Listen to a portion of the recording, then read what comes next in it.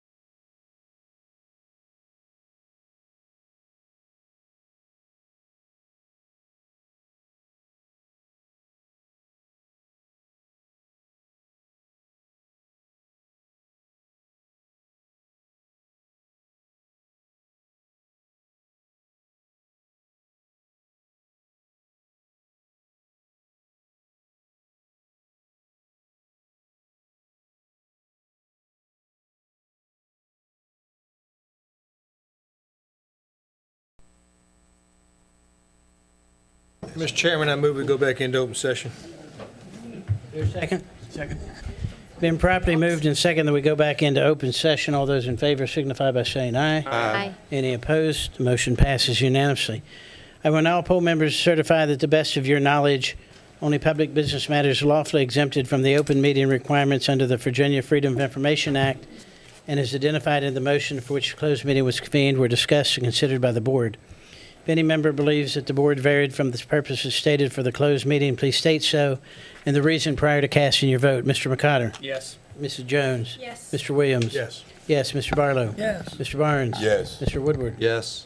All right, we're back into open session. This is the Tuesday, because of yesterday's holiday, January 20th meeting of the Louisa County Board of Supervisors.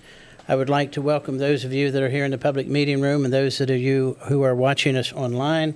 We will start this evening's meeting, as we always do, with the invocation and the Pledge of Allegiance. The invocation tonight will be by Mr. Barnes. If you'd like to join us, please stand. Let us pray. Father, I stretch my hand to thee. Know the help that I know. If thou withdraw thyself from me, Father God, where shall we go? Father God, we want to first say thank you. You're such a giving God, Father God. You're such a loving God. We want to thank you for protecting us and allowing us, Father God, to partake in government and that we can do the best we can do for the citizens in Louisa County. But, Father God, I'd be remiss if I didn't ask you to bless our troops that protect this country, both far and near as well. In Jesus, we pray. Amen. Amen. I pledge allegiance to the flag of the United States of America and to the republic for which it stands, one nation, under God, indivisible, with liberty and justice for all.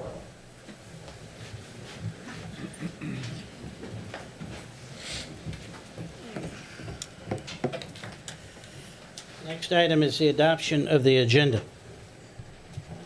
Second. Been properly moved and second that we adopt the agenda. Any discussion? All those in favor signify by saying aye. Aye. Any opposed? Motion passes unanimously. Next is the approval of the minutes. So move. Second. Been properly moved and second that we approve the minutes. Any discussion? All those in favor signify by saying aye. Aye. Any opposed? Motion passes unanimously. Next is the approval of the bills. So move. Second. Been properly moved and second that we approve the bills. Any discussion? All those in favor signify by saying aye. Aye. Any opposed? Motion passes unanimously.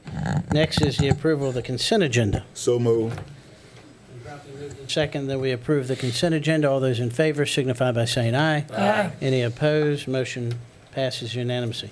Next is public comment period. This is an opportunity for you to address the board on any item that is not a public hearing. We do have one public hearing this evening, so if you're here for the public hearing, please wait for that. When I call your name, come to the microphone, state your name and your voting district. You'll have 3 minutes. I will give you a warning when you have 15 seconds. The first card I have is Phil Winston.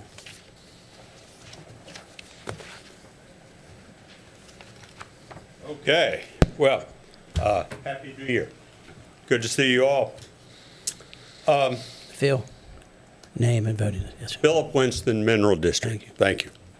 I had a few minutes today to jot down some notes, and I wanted to speak about the TOD. 2023, I was in the meeting when the TOD was set up, approved. I disapproved of it then.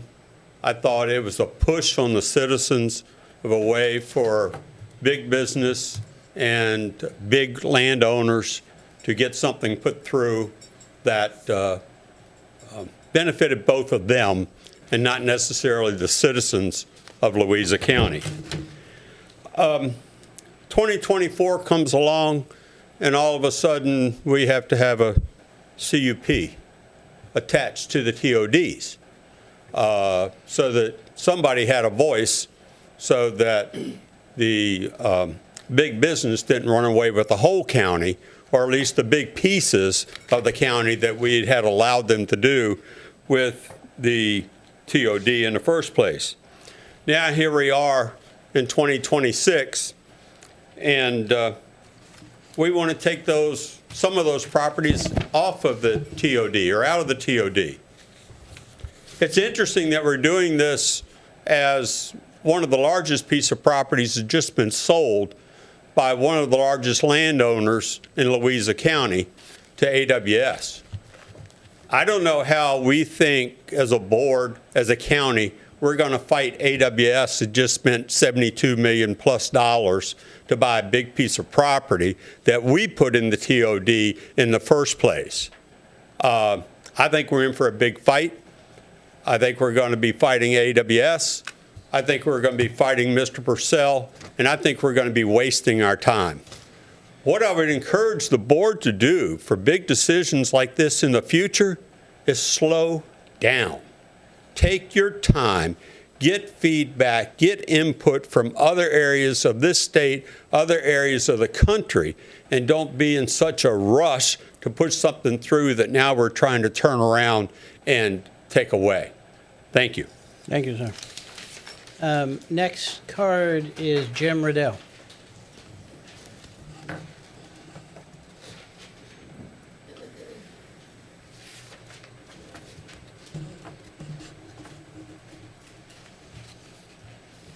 Mr. Chairman, members of the board, good to see you. I'm here tonight to, I'm sorry. Name. Oh, Jim Riddell, Mineral District, sorry. Thank you, Jim. That's for the record. It's being recorded, just so you all know. I'm here tonight to thank you for your efforts that you put into farmland and forest land protection in recent months, and encourage you to continue your efforts and continue your course. You know, farm and forest land is disappearing rapidly in Louisa. The population density is high all across the county. It's disappearing at a rapid rate. And it's really a perfect storm. Our commodities, whether it's forestry or soybeans or corn, it's a terrible time in the industry for those commodities. Other factors affecting, and there's a lot of pressure, as I think folks here tonight will talk about purchasing land and using land for other than non-ag purposes. You know, what I've talked to you about before, this isn't about my family or my grandchildren. It's really about the future generations and making sure that we shape Louisa for the future generations. I appreciate the efforts so far, and I ask you to remember this is not about short-term gains. It's about long-term effects and how we want this county to look in the future for the future generations. Our kids, our grandkids, their offspring as well. Several of the supervisors have talked about we should have done some of these kind of things a long time ago. And it's time to stay the course, do things that make a difference, make sure it's not, you know, greenwashing or just window dressing, things that have an impact. And I appreciate what we're doing. I think you're on the right track with the things that we're doing in ag and forestry.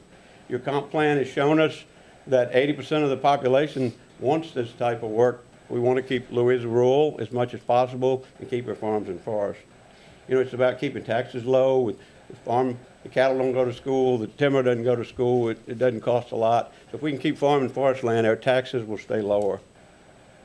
It's about the future of food production, wildlife, hunting, and again, the next generation.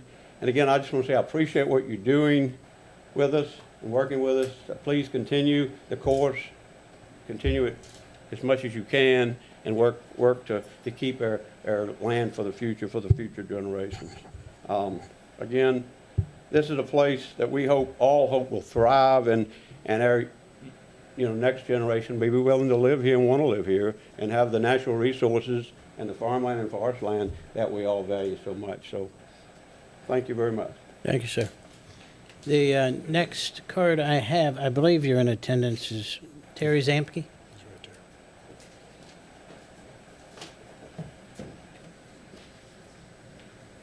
This is a good night for Mineral District residents. Yep, Terry Zamsky, Mineral District. Good evening. And thank you for the time to speak. And it's basically about the TOD and the recent purchase by Amazon. And I understand you're just now thinking about removing the two properties Amazon recently purchased from the TOD. One of my questions is why was this not done immediately after Amazon withdrew their application earlier, well, last year? And what will the board say when the planning commission comes back and says, if we remove the properties from the TOD now, Amazon will have grounds for a lawsuit against the county? Which they probably will. And then recently in an email to Tammy Purcell, Amazon spokesperson Nicole Morales stated, one of the reasons Amazon acquired the properties were to help with water infrastructure needs in the area. If that is true, someone from the county should ask if Amazon would be okay with removing the TODs and creating a Northeast Creek Watershed Conservation District to protect the watershed. And finally, if we're stuck with a TOD, can we just look at renaming Louisa County, Amazon County? That's all I have to say. Thank you, sir. The next card I have is David Stone.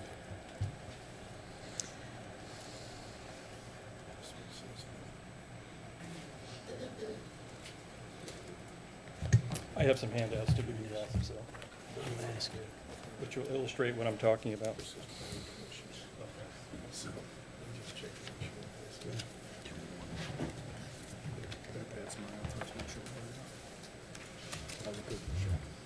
David Stone. I live in the Louisa district.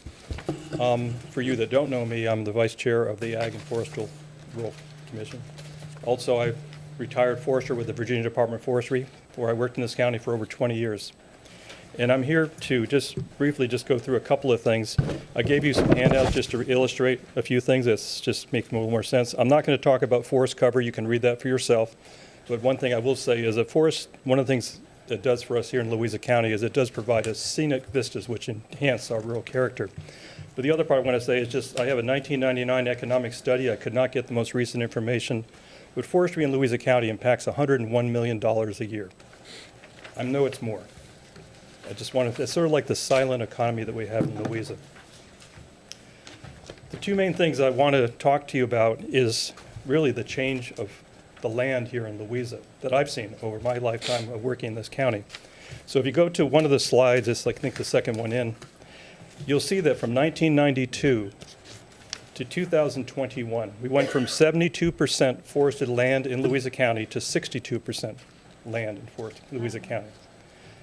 My opinion, a lot of that is conversion is for development, solar conversion, of course, and other types of conversions. When I put together this, I was mainly putting this together for Maggie Breakville, so we could talk about these things.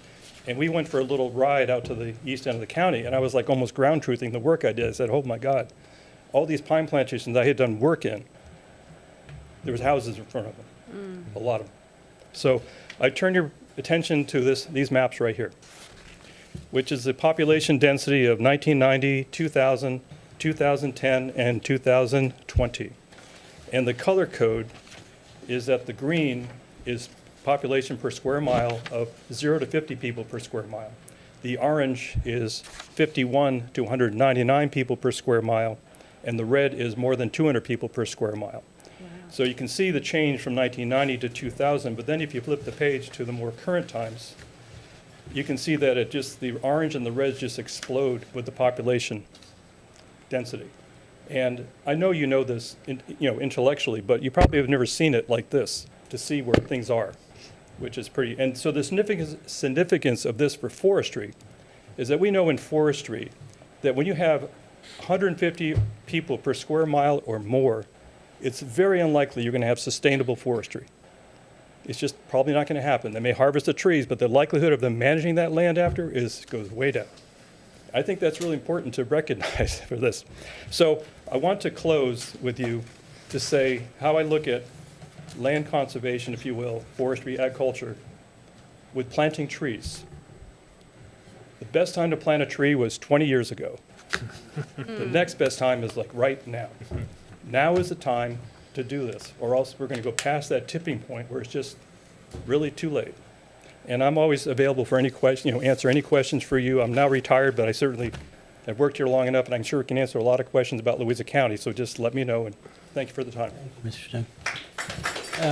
The next card that I have is, I think it's David Spady, is that right? Are you here? No? Okay, so.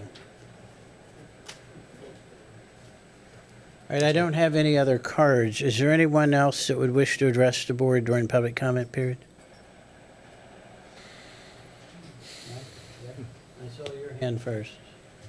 I saw your hand first.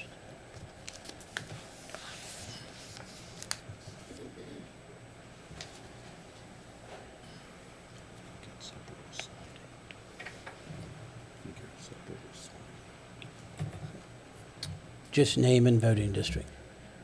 John Von Drell, the town of Mineral. Are you prepared for a lawsuit? That's my big question. I know we aren't. I know that we're not going to get the amount of money from the current data centers that we expect to. I don't know that we could ever go up against the attorneys with any data center, even in preparation. I appreciate, Dwayne, that you spoke that you would slow the roll and that you're not for these two additional possibilities. And Rachel also made a note that she wasn't either. But there's so many things that we've been offered as part of the new budget that I don't think that anybody can assess that will happen. I, for one, want people to stay here, which means you've got to provide some sort of low income or senior housing, because it just isn't happening for a lot of people here. There's no cap per se on property taxes. It's worrisome. Things just don't happen to keep people here. Even the kids leave.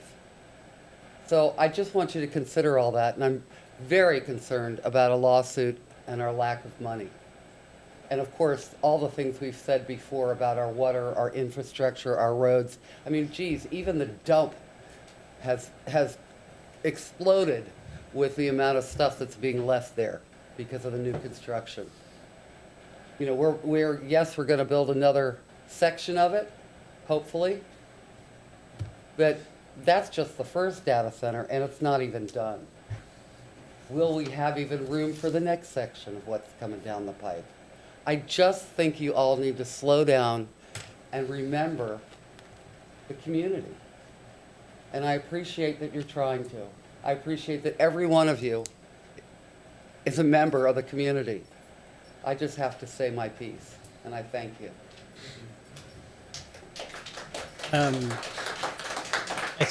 I think somebody back here. Yes, sir.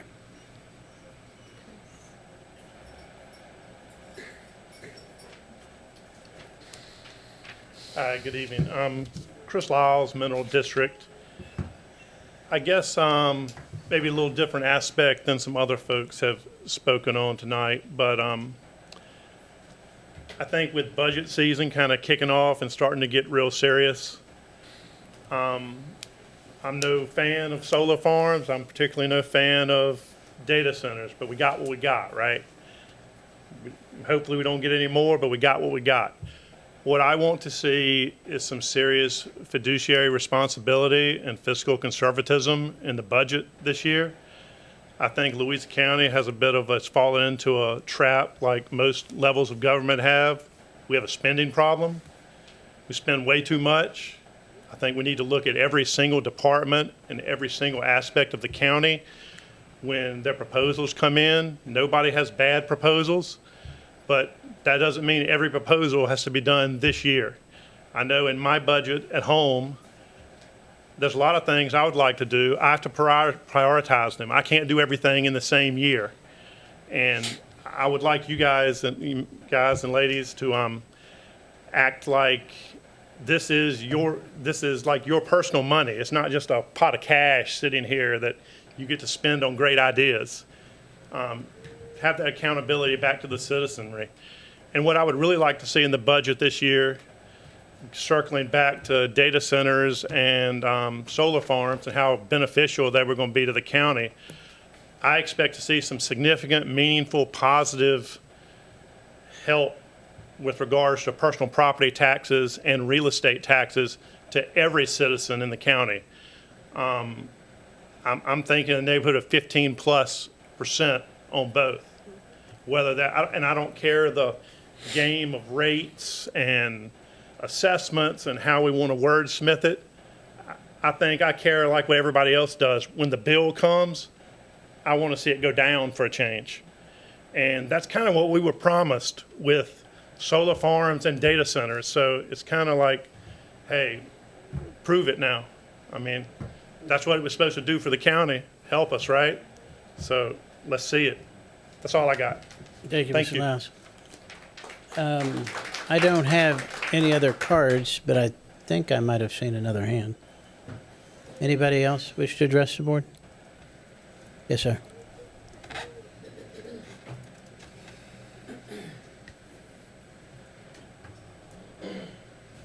Good evening, Joshua Davis. I'm with the Louisa District. I'd like to talk to you for a second about water. Now, the data centers, everybody has talked about the water issues and the development, but the county is like every other county in Virginia. There's a water issue. Right now, Louisa Water Reservoir is supplying a lot of industry. There is a infrastructure from the town of Louisa going to the town of Mineral. It's a pipe. It supplies water to the middle school, the high school, the town of Mineral. If you're not aware, please be aware that that pipe is failing. It's collapsing. It's too old. It can't handle the water supply. Now, everything else we're talking about here absolutely pertains to this issue because it's pulling water out of that pipe. But that pipe is going to fail. Like a lot of other infrastructures in the county, it's going to fail. And if we don't do something as a county to start working to fix that, we're going to have a problem when it doesn't work anymore. So I want to bring some attention to the county, to you guys, and I'd like for you to take this into consideration. Start thinking about when industry moves into the county, data centers, small business, whatever the issue is, town of Louisa, wherever industry is growing, wherever you put those technical centers and you put the zoning for the county, we have to build infrastructure. We have the ability as a county, as a board of supervisors, to ask industry to cover that cost for the county, not the county taxpayers. Let's start asking the question when a data center goes in, what is it that you can provide for the county to build that infrastructure? I'll give you an example. The data center that went in by the North Anna Power Plant brought a pipeline from the reservoir through the power line by the middle school and crossed Route 22 over to the data center. It's their pipeline. They wouldn't let the county use it. If the county didn't want to use it, that's fine, but why didn't the county say, why don't we just put our own pipeline in the ditch when they open the ditch? Let the data center pay for it. And then when it hits 22, stop it, cap it off right there. You now have water sitting at the Louisa County Middle School with water that can now 15 run to the seconds. town of Mineral. So let the industry pay for the resources that they're going to use, but also let's look to the future of Louisa County for growth and let that infrastructure get put in when these developments go in. Thank you, sir. Anyone else that would wish to address the board? Oh, yes. Mr. Rogers. Oh, Mr. Rogers. There's a blind spot there. I can't see who sits there. I understand. Good evening. I'm David Rogers from the Mineral District. Mr. Adams, you and I have talked with VDOT, and we both know that our infrastructure is not prepared for everything that's getting ready to come down here in Louisa right now. You, at some times of the day, will be backed up coming into Mineral all the way past southern states. We have not thought enough about our infrastructure when these projects are coming in, these data centers. they have not paid their portion, or have not put in writing that they will pay their portion enough to satisfy me anyway. Our roads are small, most of them. They're getting eaten up by these big, heavy trucks, and we talked about a rate restriction on some of these trucks, on some of these roads. I haven't seen anything happen about that. I haven't heard any more talks about that. And like I said, we sat in a meeting with VDOT.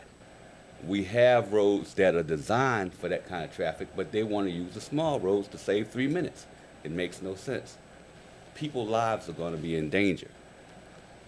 We have got to get a cap on this. I said it before. We didn't think enough about this. We didn't study it enough. We didn't do enough research on it. We have got to put a hold on it now. It's all about the future. Oh, we may be gone, but our kids will be here. And what will Louisa turn into? We must think about that. Thank you. Thank you, Mr. Rogers. Is there anyone else that would wish to address the board? Anybody else before I close public comment? All right, I'll close public comment. We'll move on to information and discussion items. First discussion item is a home buyer assistance program. Kim Highland, who's the director of the Fluvanna Louisa Housing Foundation. Welcome, Kim. Thank you to the board this evening. For the record, my name is Kim Highland. I'm the Kim, executive director. pull the mic down a little bit. I'm the executive director for the Fluvanna Louisa Housing Foundation. The LCHAP program, or the Louisa County Home Buyer Assistance Program, was started in 2006 and was heavily advertised for the Louisa County public school system for utilization for first-time home purchases. Louisa County had Piedmont Housing Alliance hold the funds and an affordable housing trust fund for the county. The county retains control of the fund and has discretion to make revisions to update it. As the county and Louisa have changed, revisiting the requirements for this program is sensible to make sure it is well utilized and continues to serve the residents of Louisa County.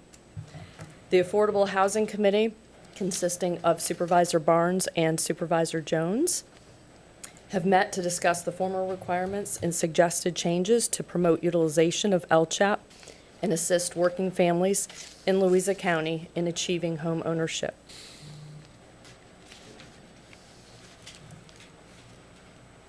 The current guidelines have been sent to the Board of Supervisors along with the expected revisions. We feel that this has been very limiting as times have changed and the housing prices have gone up incrementally in Louisa County, so that it's capped, so that it's really not helping very many people, is extremely limited. It is capped at $10,000. It also hasn't been updated to reflect the home values that are currently transacting in Louisa County. And it was limited to 20% of the total value of the home, or $10,000. So 20% would be anything, including any other funding that was available from Virginia Housing or any other available resources that we might be able to obtain. So what we are proposing is to just increase the maximum assistance guidelines from $10,000 to $30,000. Borrowers may receive up to 20% of LCHAP funds. This is just to prevent limiting from layering different funding to not kick people out of the program based on other funds being available. To remove the maximum assistance stipulation that if it is combined with other funds, they may not exceed 10% of the purchase price. Update the home sale from $251,900 to $323,000. And to remove the interest from those who are making over 60% AMI. So I did include the area median income, AMI, for the county currently. So a family of 4 would be $106,600, and those under. Most area median income home buyer assistance programs are capped at 80%. For some reason, they did 100% on this, and I do think that is helpful to more people. So I don't particularly recommend us changing that, and we had discussions on that we would like to see it remain at 100% AMI.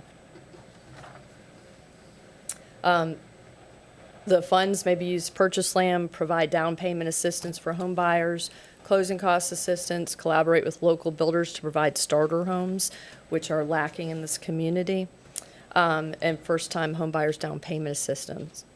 Things that could potentially be utilized are essential home repair or rehabilitation. This is not currently included in the agreement. It could potentially be amended in the future. I do recommend some additional conversation around that if that is of interest to the Board of Supervisors. This was actually on our senior, sorry, if you want to ask any questions you have before I move on to that.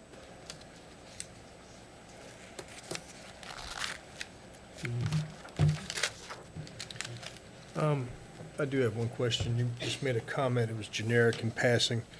There's a shortage of starter homes in the county. Can you define a starter home for me? Absolutely. Most builders, as you know, build 3-bedroom, 4-bedroom homes. From the entire American landscape, we don't have as many 2-bedroom homes, and the average household size in Louisa County is about 2.5, 2.6 people. So for young people starting out, purchasing a 3 or 4-bedroom house immediately doesn't allow them to jump into the market at a lower level and build equity. Or sort of the turnover on the other end is people age and they want something smaller. There are also not homes available that are smaller for them to downsize and be able to remain in the community. Could you give me your opinion on what an affordable house in that price range is? It's getting tough around here, right? It is getting tough. I just Yeah. want to talk about things that are real. Yeah. I think 250,000 is a goal. It may or may not be achievable, but by layering it with some of these funds that are available, I think that is achievable. 250,000 makes it very affordable. Very difficult to find that right now. And if you had to put a guess for the average 2-bedroom lot perk that is 1.5 acre minimum, what would you say the average resale value for that is in the county right now? Probably over 300. No, just for the lot. Oh, just for the lot. It varies so much throughout the county. Pick a guess. 50,000? Yeah, I think that's probably a reasonable guess. So the 250,000 number you quoted includes $50,000 for the lot, maybe? Yeah, maybe. Maybe not. Maybe, So, maybe not. okay. And infrastructure, right? Well, septic Yeah. or hookup. What's a well cost these days? At least 50, yeah. They That's cost. what I was gonna say, They cost 15. about Yep. 11.5 under contract for a contractor. I know what they cost, but I'm Right. asking for the public. What does the septic cost? It's about 12 grand for a gravity septic. If you're Small lucky, if everything perks, A small right? gravity septic that's Right. simple, nothing fancy, about 12 grand. Yeah. Yep. So what's the clearing and driveway cost?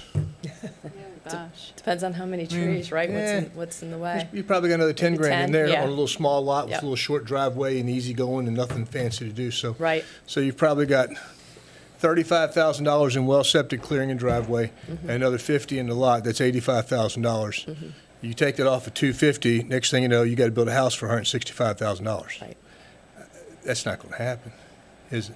Now, with the 2-bedroom units that we're building in our new community, we are going to come in at about 160 for those. But that is not paying a developer. That's the Housing Foundation doing it without a Understand. profit margin. Yeah, so that's So a how do very, you, very tight how do you overlay that across the broad spectrum of the county? I mean, it's a relative question. I mean, we're talking. It's a great fund. It's a great fund, and we had a conversation about it today. But how do you overlay that, and how do you apply that, and how do you get that out to people?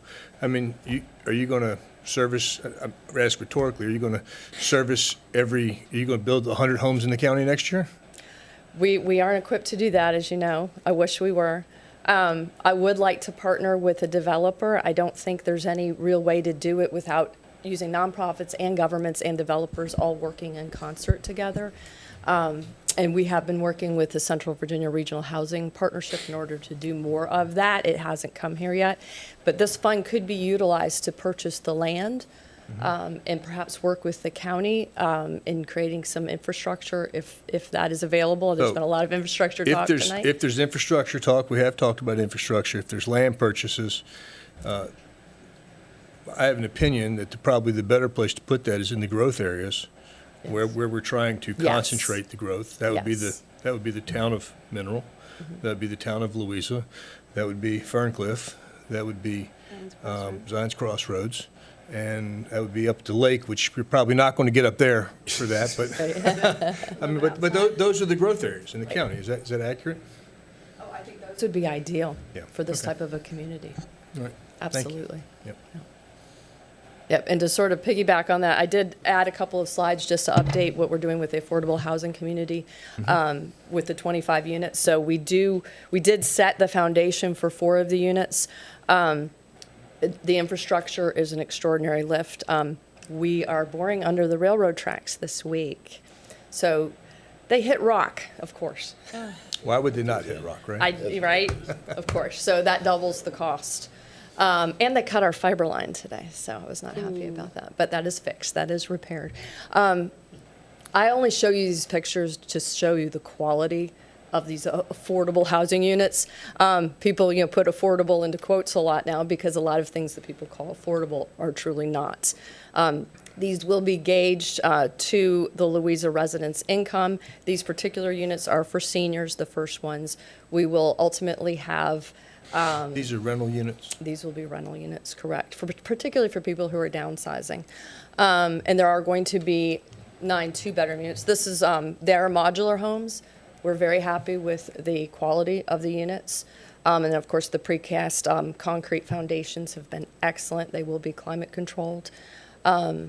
These are absolutely beautiful units, so we invite you all to come out and take a tour of them. Just so everybody understands, where'd the funding for these units come from predominantly? This was a combination of congressional funds that were appropriated through Louisa County, the $775,000 congressional funds that helped with, So the federal government, from the federal government, correct? And? Home funds that come through the Thomas Jefferson Planning District. We're going to be using about $800,000 from that. So nothing has come directly from Louisa County taxpayers. There has been a donation of the land from the Industrial Development these came Authority. in the form of loans or grants? So far, we have used those funds. We have done a community fundraiser to fund an entire unit. But the 1.7 million came in the form of a loan or a grant? Grant. Okay, so let's be Grant. clear. So they're grants that don't have to be paid back? So Correct. yes, okay. Correct. Yes, those do not need to be paid back. So this is sort of, they're a little bit further along. We have some of the backfill in and the porches on and most of the siding. They should be ready for occupancy at the end of the month. As you mentioned that, so the first 4 units that you see sort of in the middle, those are the first 4 that are in. The yellow units are the 2-bedroom, the 9 two-bedroom units that we are reserving for workforce. So people who live in Louisa County and work in Louisa County who need affordable housing who cannot find it. So the blue houses are the duplexes? They are. They're And duplexes. the yellow houses are single-family units? Correct. We will have to get a loan for the yellow 2-bedroom units. So you have enough to do the infrastructure and the blue houses? correct. And complete the blue houses? Right. We did apply to Department of Housing and Community Development for the remaining 12 one-bedroom units and were rejected this year. We are hoping Grant? for a grant. That was Yes, that was a state? Affordable and special needs, Yeah, correct. that was state funding. That is state yeah. funds, correct. So we are looking to apply again this year and working with the county and maybe how we can have a successful grant cycle for that and get those remaining units in. The Housing Foundation will be taking out about a $1.2 million loan to finish the 2-bedroom units. We received a $270,000 grant from Virginia Housing to assist $30,000 per unit. That is another layer of funding we could use for a workforce affordable housing community in Louisa County that will provide up to $30,000 per unit, which could also bring us closer to that $250,000 range. So you got about 1.5 you're going to plan on expending on the yellow units? Correct. 250, which you already have in grants, and another Yes. 1.2 million, which you could take out in the form of loans? Correct. You're doing a good job. Thank you, Mr. Williams. Mr. Chair, Yep. to be brief, because we certainly could talk about affordable housing all day. But the trend is right now to achieve affordable housing all over the Commonwealth, is to try to find some public-private partnerships where you got some private business companies, builders that want to partner with you.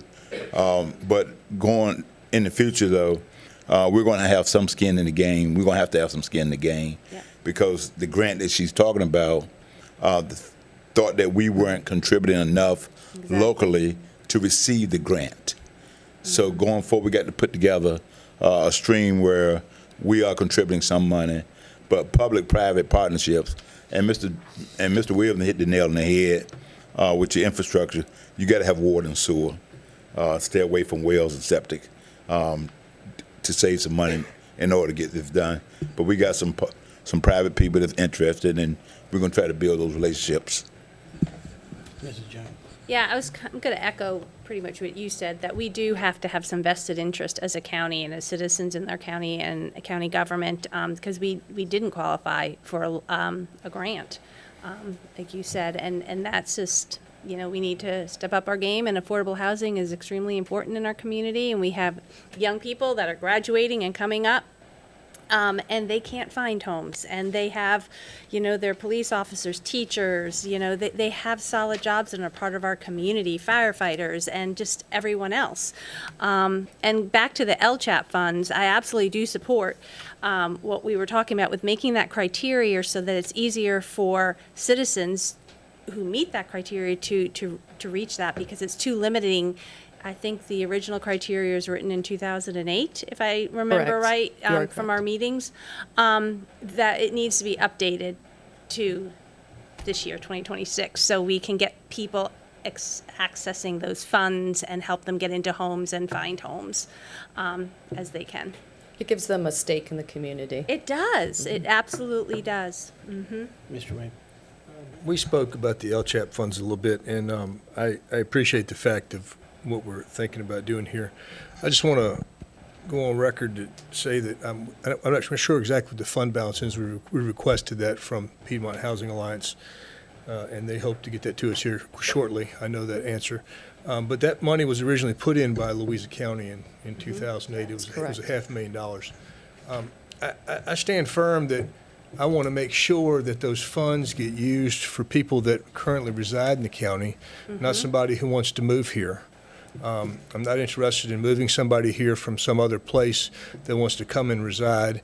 And quite frankly, I understand that you have teachers and police people and stuff like that may come here and they might need some help too. But there should be some sort of clause that holds them to be able to work here for a while, because we're a great training ground for people. We get them in, we get them hired, we get them trained, and next thing you know, Spotsylvania's paying $20,000 more, and they're out.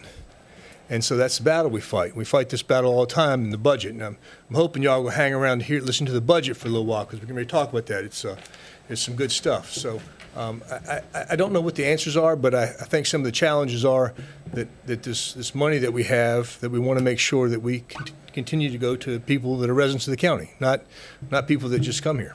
So I would love to have a conversation with Mrs. Smith and make sure we are meeting all of our legal requirements. And making sure that we are housing Louisa County residents who are encouraged to stay here and work here. That is our priority. We need to take care of the people who are living here and contributing. what is the average, and you may not know this, but what's the average down payment assistance? Available by the current grant? Well, up to $10,000, Yeah, okay. which is going to buy you a $100,000 house. Well, so it's $10,000 Yeah. basically. Right. So it's $10,000 very in down limited. payment assistance. Yeah. And part of that is a grant, So it and part is. of it is a loan. It is a deferred, this particular one, I know what you're talking, yeah, the Housing Foundation has a forgiven and deferred. This is deferred for when they no longer live in the house. So when they sell it, or they pass away, but typically when they sell it, they then pay that back into the Housing Foundation Comes or out of the the closing PHA. costs. Correct.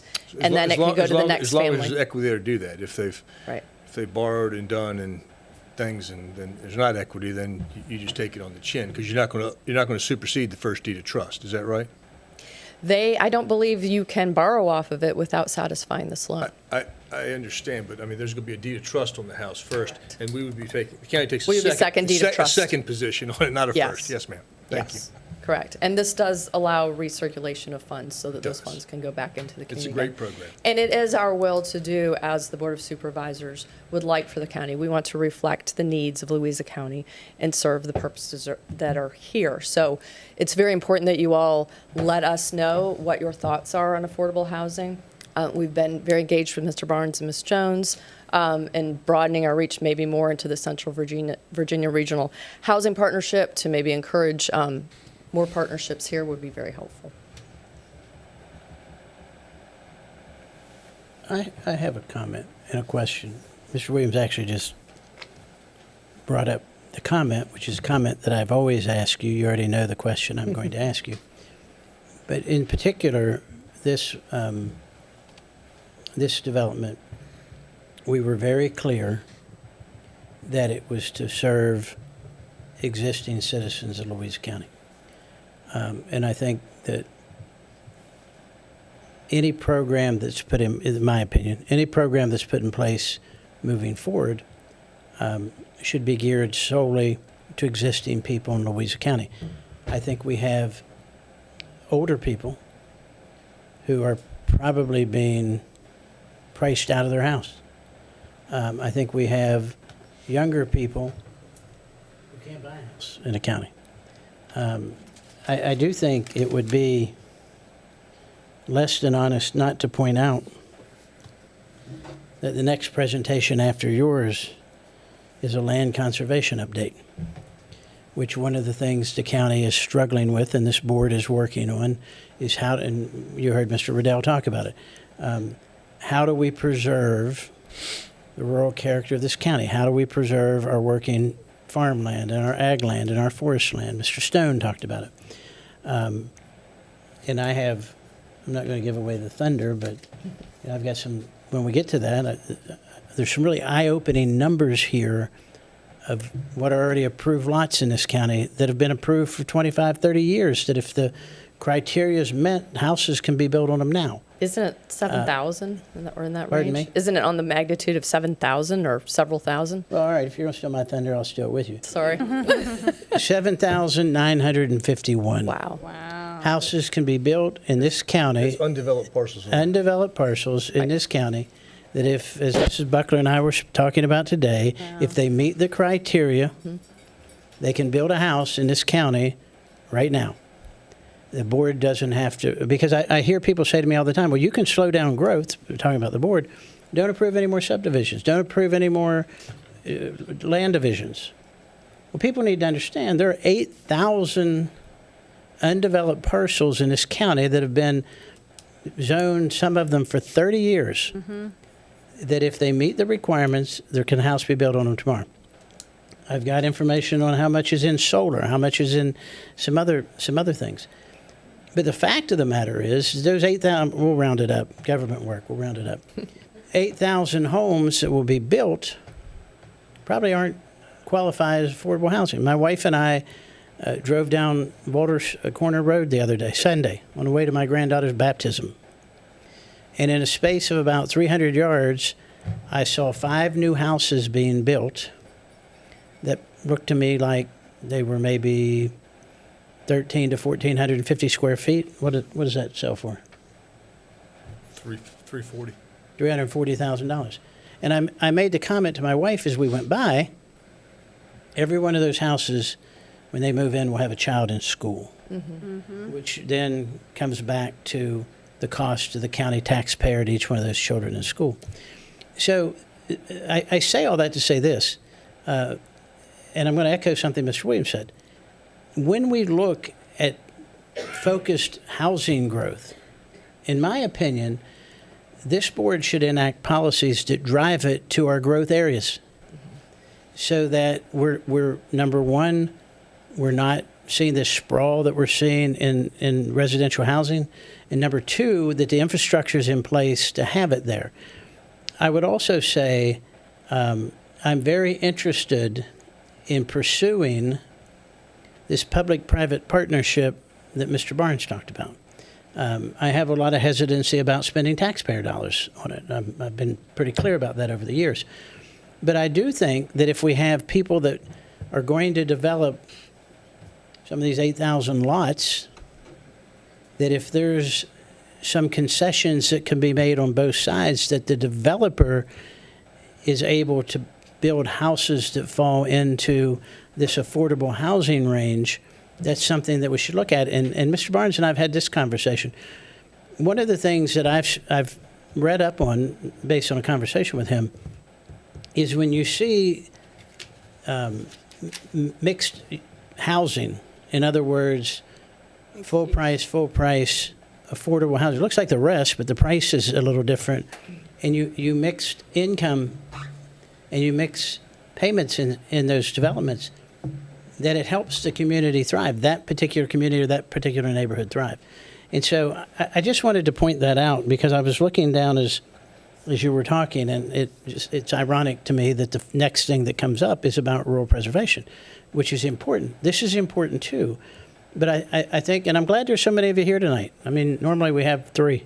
So I'm glad you're here. But to understand what a complex issue this is, as we balance the need. My son and daughter-in-law couldn't buy a house in this county, except we helped them.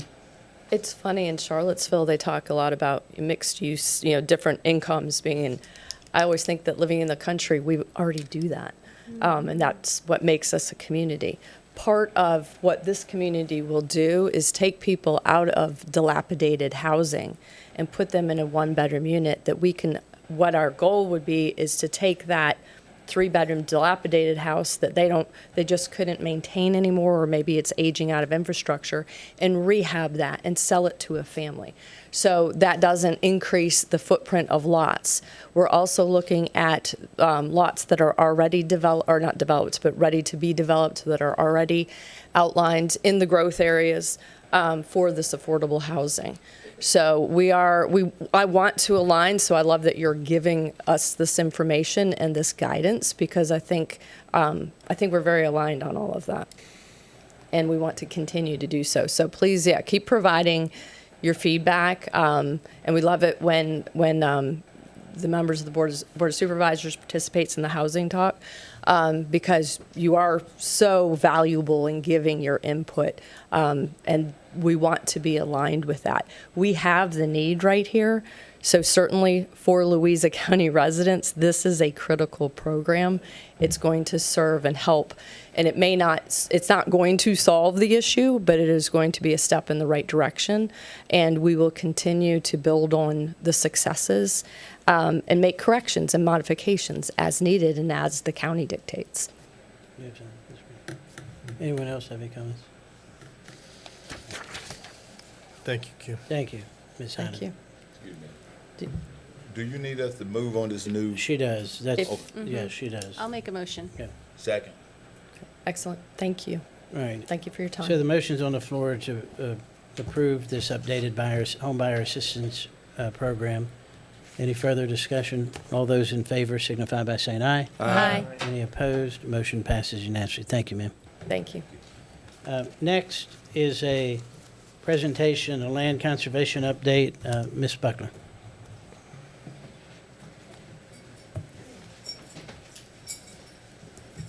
Good evening, Chairman Adams and members of the board. The information in tonight's presentation is in response to the request of Supervisor Williams at the last board meeting for staff to provide potential methods of managing growth while preserving the rural character of the county.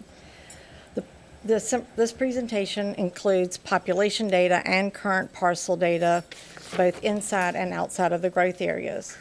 The methods that are being suggested for managing growth are still very, very early in discussion, in the discussion process.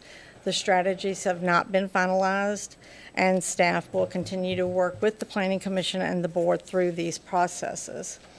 So the first couple of slides, we are talking about managing residential growth while preserving the rural character. And in the first couple of slides, we're going to talk, it shows population data. You can see the increase of the changes of population. This goes back to 1980. This is from the Census Bureau through 2024 estimated figures. And then the 2020 to 2030 estimated figures are are a conservative estimate that was put together by staff. And with these figures, we see that the population by 2030 could be estimated close to around 50,000 people in the county. Just so we have a baseline, because I use this number all the time, is it fair to say the population is about 43,000 now?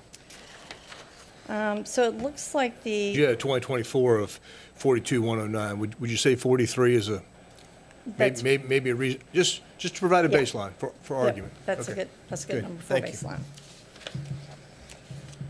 So on this next slide, this shows what parcels exist today that are vacant. This is countywide in and out of growth areas and includes both of the agricultural zoning districts and residential zoning districts. So countywide, currently recorded parcels that are vacant without a dwelling are 9,347 parcels. And this capacity consists before counting into other or future subdivisions that are in the process, family subdivisions, or other division splits. So of those 9,347 vacant parcels that are in the county, there are 2,555 that are inside of the growth area and 6,792 parcels outside of the growth area. And again, this is both A1, A2, R1, and R2 zoning. So that shows about 3/4 of the remaining residential capacity is outside of the current growth areas. So where is that capacity located? Again, the A1 and A2 parcels without dwellings. There are 987 parcels inside of the growth areas, and there are 5,778 parcels outside of the growth area that make up that 6,765 parcels in A1 and A2. In the R1 and R2 residential zoning, there are 1,568 parcels inside of the growth area without dwellings and 1,014 parcels outside of the growth area that currently do not have dwellings. So the cost of these homes or what could be built countywide under the existing zoning without any new parcels, and the annual operating cost impact of those 9,347 parcels, with an average annual service cost per home of $4,762.85, with an average annual tax revenue per home of $3,906.57, it still leaves a deficit per home of $856.28. And if that capacity was completely built out, you see here on the screen what that total annual operating cost and the revenue generated, but it still leaves an annual deficit of about $8 million per year.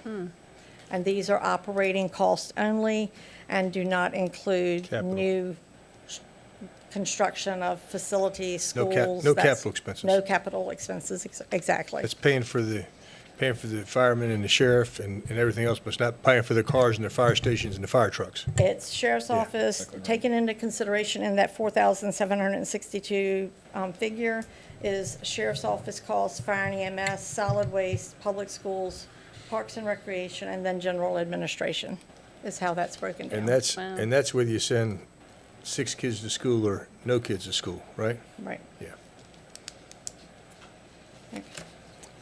And next slide. So why land use action is warranted and what the data shows. Parcel creation has steadily increased over time.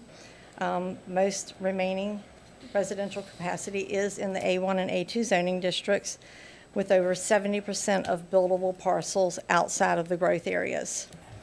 And why this matters for planning is because it affects the decisions that are made throughout the county for future service obligations, capital costs, and it permanently can alter the land use patterns in the county. Can you stop right there a minute, Ms. Buckler? I was going to bring this up at the end. I made a note, but it's here. It says over 70% of buildable parcels are outside the growth area. And I think I'm right when I say this, but correct me if I'm not.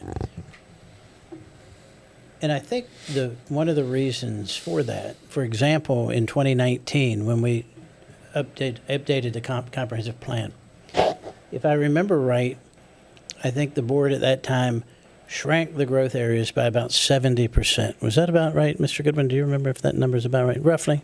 Close enough? Sure. Or you 70%? But 68%, 72%. 68, 72, 70%. So as the county has started to grow, and it has really exploded since 2020, we're going through a comprehensive plan update right now. Right. We've had 3 open houses. We have another one coming up this week. We have another one coming up the week after that. It'll be before the Planning Commission. It'll be here. There'll be a lot of public hearings. But I think it's important to recognize that as the county government has responded to growth in the county, whether it's shrunk growth areas, moved growth areas, and a lot of that's based on infrastructure, if there's water, if there's sewage, whatever, if we want to preserve the rural care, we've hired somebody to help us preserve farmland and producing, ag-producing land, that we move the growth areas around. So I'm not really asking a question, I'm just stating something. But as we move forward, one of the questions that the board is going to have to figure out is how do we address the 70% of the buildable parcels in this county today, which would be 7,000 roughly. How do we address those, or do we address those, or are we just going to continue to see these homes being built in mostly A1 and A2 zone property? And that's a question for the board, not a question for Ms. Buckler. But anyway, I just want to point that out because that's really important, I think. That Let's pause and let's paint a picture here.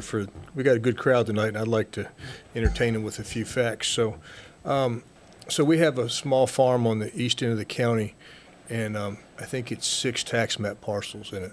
So that's 6 of the parcels, if we're honest. Let's start having an intellectually honest conversation. There's 6 parcels there. One of them's in the very back, uneconomical to build to.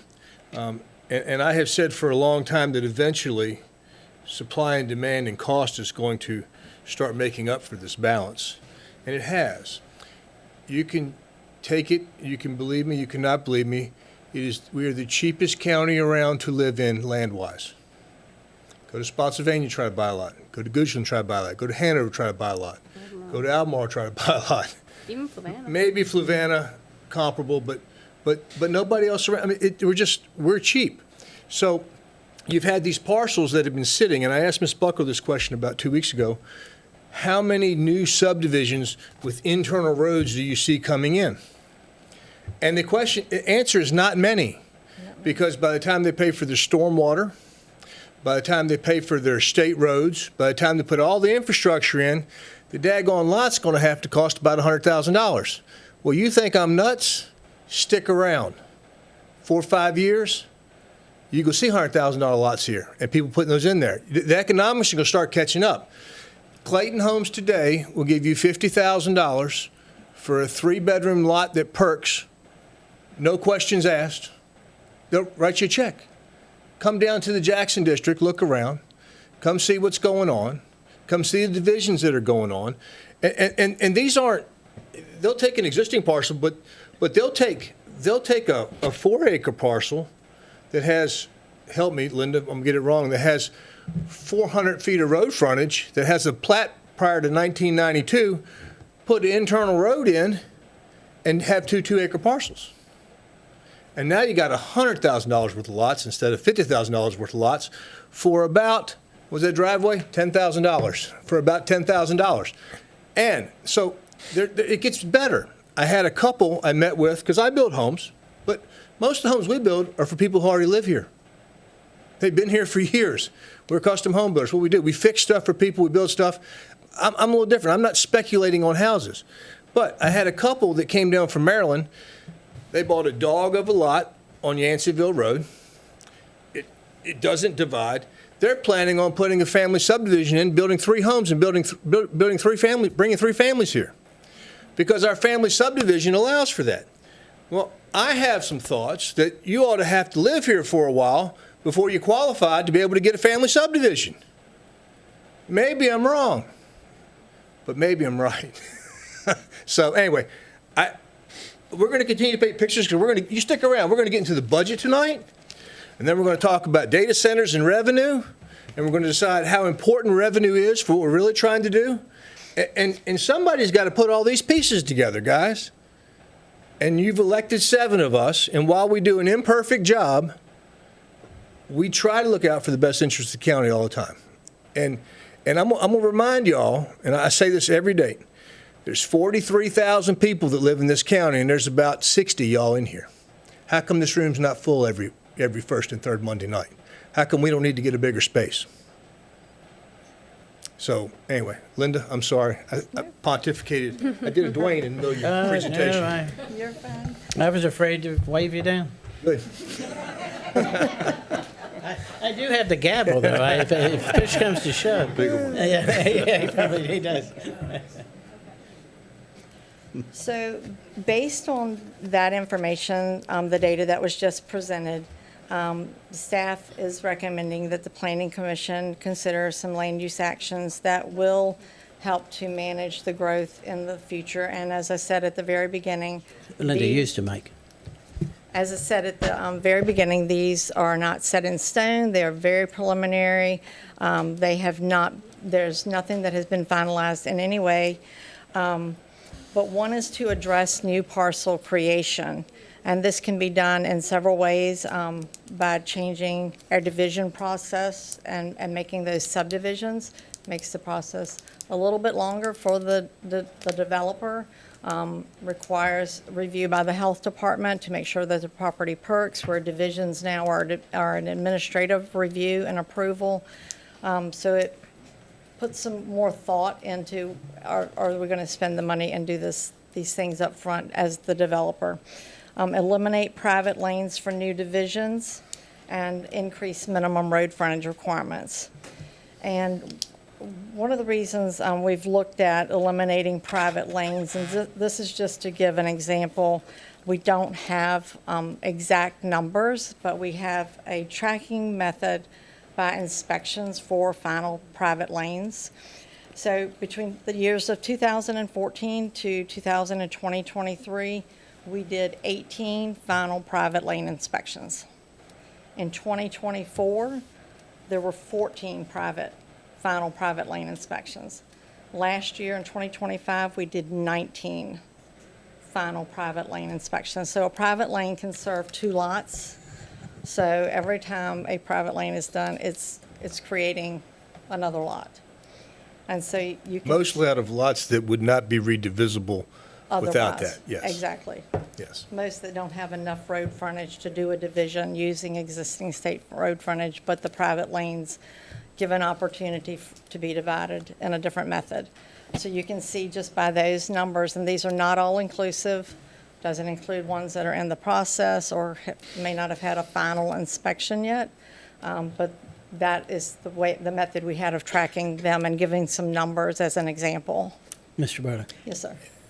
One of the things that we need to keep in mind is for the private lanes, and like Mr. Williams said a few minutes ago, when you get into, if you're not doing a private lane, it's a state track road. Mm-hmm. When you get into the stormwater requirements, the plan requirements, and all that kind of stuff, basically, a private lane only can serve 2 lots, and it's a driveway. Right. That's it. The county has no responsibility for it or anything. It's just somebody building a driveway. So we also had the 2-lot divisions, which enable somebody to cut off 2 lots without going through the rigorous subdivision process. So if you eliminate the private lanes, you go to subdivisions, you require state spec roads for a little 2-lot division. And then we set up here prior to this and talk about affordable housing. They fly in the face of each other, don't they? There's no way you can keep. It's a really hard situation to deal with. We try to make it affordable for people in the county that do live here, but then other people take advantage of it. But one of the things that I keep in mind all the time, the things we impose to try and slow down growth is driving the cost up. So it gets, anything that you require additional for people to do is making it less affordable. So there's a fine balance there. We have pretty, like say for the private lane, you can't serve but 2 lots. It's a driveway. We've got disclosure statements. The county has no responsibility for it. It's somebody putting a driveway in. So you eliminate that, then you're definitely going to slow growth, because then can't anybody afford to build. And another thing that has happened over the years, and the reason we're seeing a tremendous amount of growth, is because everything we've done now has forced strip front development. It's so cost prohibitive to go in and put a road in and get the development back off the road, that what you're seeing is the developers and even people that are that maybe have land, they're building right up on the road so that they don't have to build these roads and stuff. So our ordinances today has forced all of the development right up on the highway where it's so obvious everybody's seeing it. So I agree, we got to slow things down too. But we also have to look at it from a lens that's not going to price everybody out of being able to build or have a home in Louisa County. And so it is not an easy task, but by the same token, every time that we sit here and talk about adding ordinances or restrictions to slow growth and stuff, the other side of that conversation, you can't have that conversation without driving the cost of housing up. So just keep that in mind as we're going through this process. You have to, there has to be a balance, and I'm not real sure yet how you reach it, but we can impose ordinances that take people's rights away that will definitely slow the growth. But at that very same time, you're driving the cost up to where you're making it far less affordable for people that already live here and are trying to stay. Just something to keep in mind while we're going through this process. Mr. Barnes. Mr. Chairman, board, and people, I'm not going to get in a long discussion about this tonight, because I'm sure we're going to discuss it plenty of times going forward. But me being one of the youngest members of this board, And the best looking. I remember when we had the 18-lot subdivisions off the road, and we were trying to get everybody to pave everything to get everything off the road. I remember that. And then we said, they cost too much or whatever. But anyhow, Mr. Baller hit the nail on the head. I think we've got to look at it, everything. We've gone from talking about lot sizes. Well, Fauquier County went into this big lot size thing, and they went from 1 high school to 3 high schools, even with the lot sizes. You know, we got a good problem, but one of the problems we got is we got good schools. And when you got good schools, people want to move in your area. Yeah. I mean, I'll be honest, 20 years ago, I talked to Charles Martin, who used to be on the board of Supervisors in Albemarle County, and Charles said, Fitz, if you want to stop growth, let your schools go to hell. And he said, that's how you stop growth. But we got good schools, which is a good problem to have, but that's why people want to move here. And now I'm at the point right now, I'm so frustrated with affordable housing that I'm about to say, okay, listen, I got it solved. Add a room onto your mom and dad's house and move in with them. I'm about at that point when I say add a room to your mom and dad's house and you move in with them. That's affordable housing. You ain't gotta do nothing else. Just move in with mom and dad. But we need input from people, and we got enough. I think we can get it done. We all understand what needs to be done, and we just got to find that common ground here to get it done. Go ahead. Those are some very good points, and like I said, these are just nothing set in stone, and it is a fine balance to be able to manage the growth and then be able to maintain affordability. And it's something that we've talked about internally with staff. But to finish up, just got a couple more slides just to finish this up. So another method is to reduce incremental rural fragmentation or to strengthen family division eligibility. It's something that Mr. Williams just brought up, and that can include the time of ownership before a family subdivision is eligible, that they have to own the property for a certain length of time, or to extend the retention periods of how long an immediate family member, once they receive the parcel, has to retain ownership of that lot. And our current ordinance does have built-in mechanisms if there's a life event beyond their control that we can exempt them from that retention period. But That's like a death or divorce. death, divorce, judicial sale, some other Yep. item, like I said, beyond their control. So those are a couple of other items. And basically, on the last slide, it's, to align the growth with the infrastructure capacity in the county, to use acreage thresholds to guide where by right homes or development are appropriate, and to try to focus that growth inside the designated growth areas and slow that dispersed growth outside of the growth areas. So that concludes the presentation that we have. I'll try to answer any additional questions that you have, but again, this is still very, very early in the process, and we'll be working with the Planning Commission and the board as we're directed to move forward on these. Ms. Williams. I'd just like to see this go forward quickly, now that you've put this out there and talking about getting rid of private lanes. I expect next month you might see 25 more applied for. So I'd say there's no time like the present, and we should get it quickly. And I don't know if we can get it back to us with a formal recommendation at the next meeting, and I'd like to see that. That was what I was going to ask. Would you like us to actually go ahead and draft up some direct consideration items for the Planning Commission and bring them back to you for approval of a referral? I'd be happy if you just send them those things with some recommendations to start with. As you wish. I mean, those three, you said those three things. Is there any objection from the board? Any objection from the board? What exactly are we talking about, Mr. Chairman? Go back to your screen. Go back one more.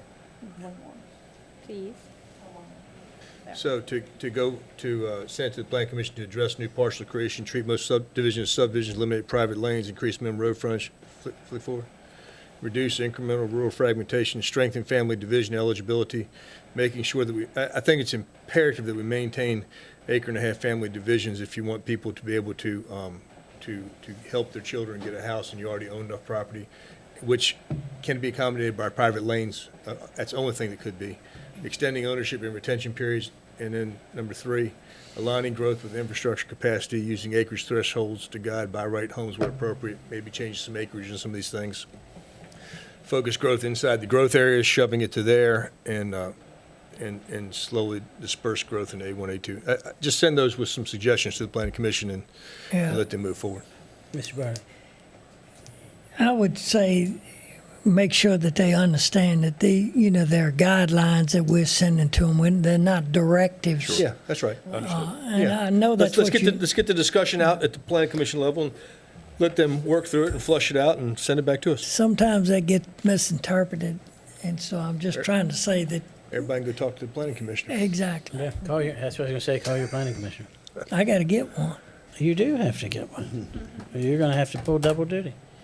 All right, so, no objection? Nope. All right, Ms. Goodwin. Ms. Buckler, thank you Yes, very sir. much, appreciate it. Thank you. Very much. Next is a discussion on the fiscal year 2027 operation, maintenance, and capital improvement budget. Mrs. Colvin. Yes, Chairman, members of the board, thank you. This is a very, very preliminary look as we start our budget process for the year. We've met with department heads and we have gone through their submissions and reduced things that could be pushed out in future years or taken out if they weren't needed.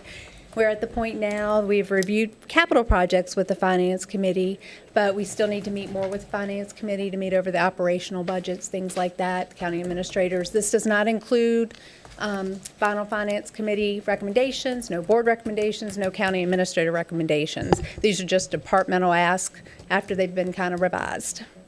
Revenues will stay incomplete until the state finishes their budget.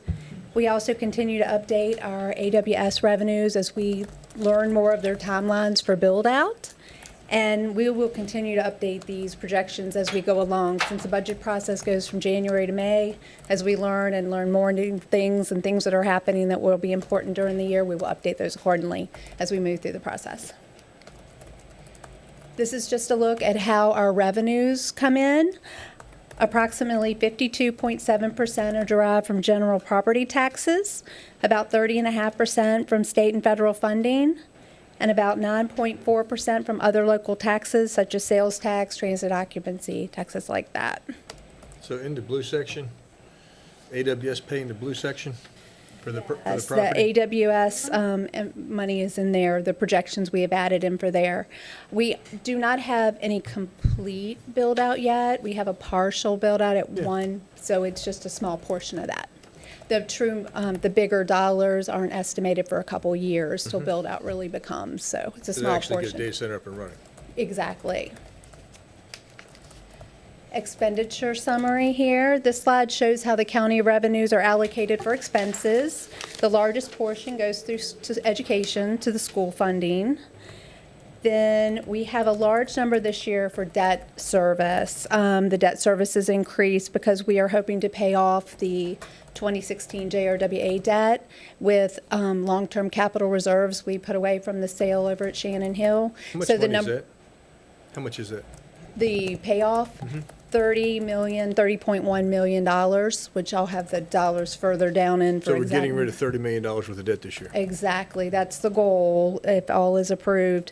The debt in this slide does skew my numbers a bit. Normally, the school's expenses are about 50%. It's less because of the debt skewing with the numbers a little.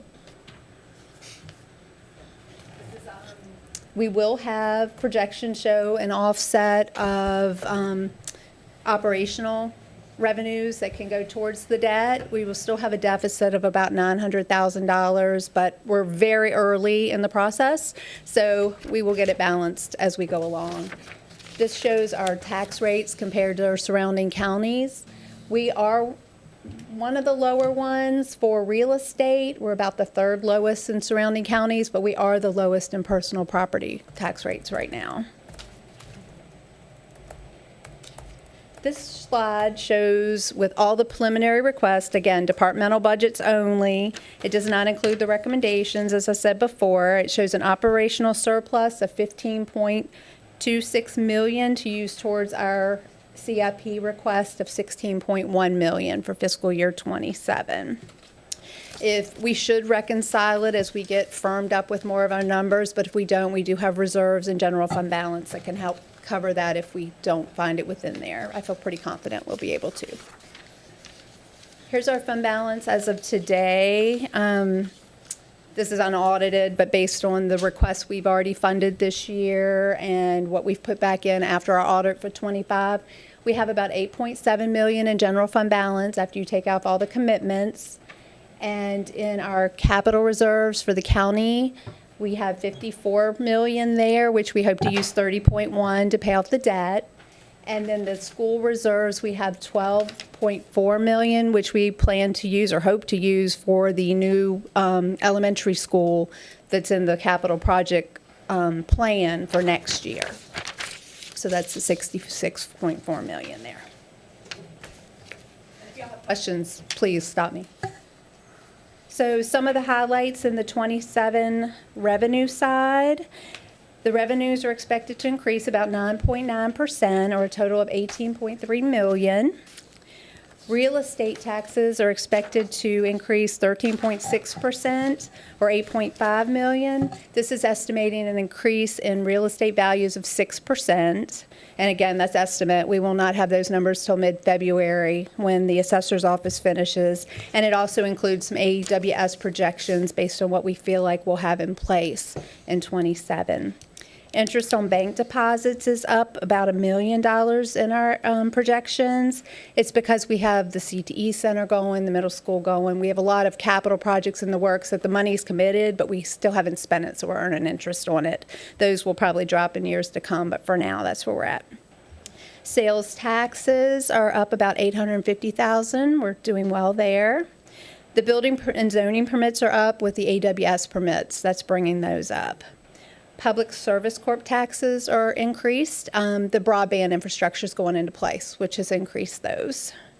Transit occupancy taxes, we increased those rates about 1.5 years ago, and this is with a full year with everything in. Some of this is committed money for tourism uses, but it is an increase of $425,000. Can we back up on the broadband for a second? Yeah.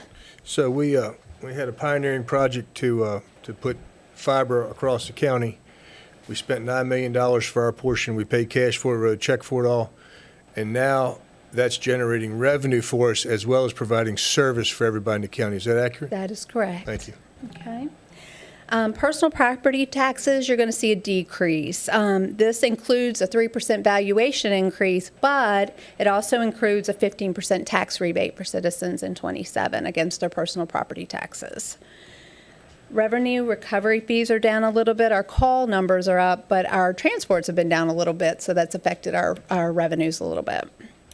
School revenues, and again, these are just placeholders, nothing final till we get a better state government budget, but we're expecting about $960,000 increase in school revenues.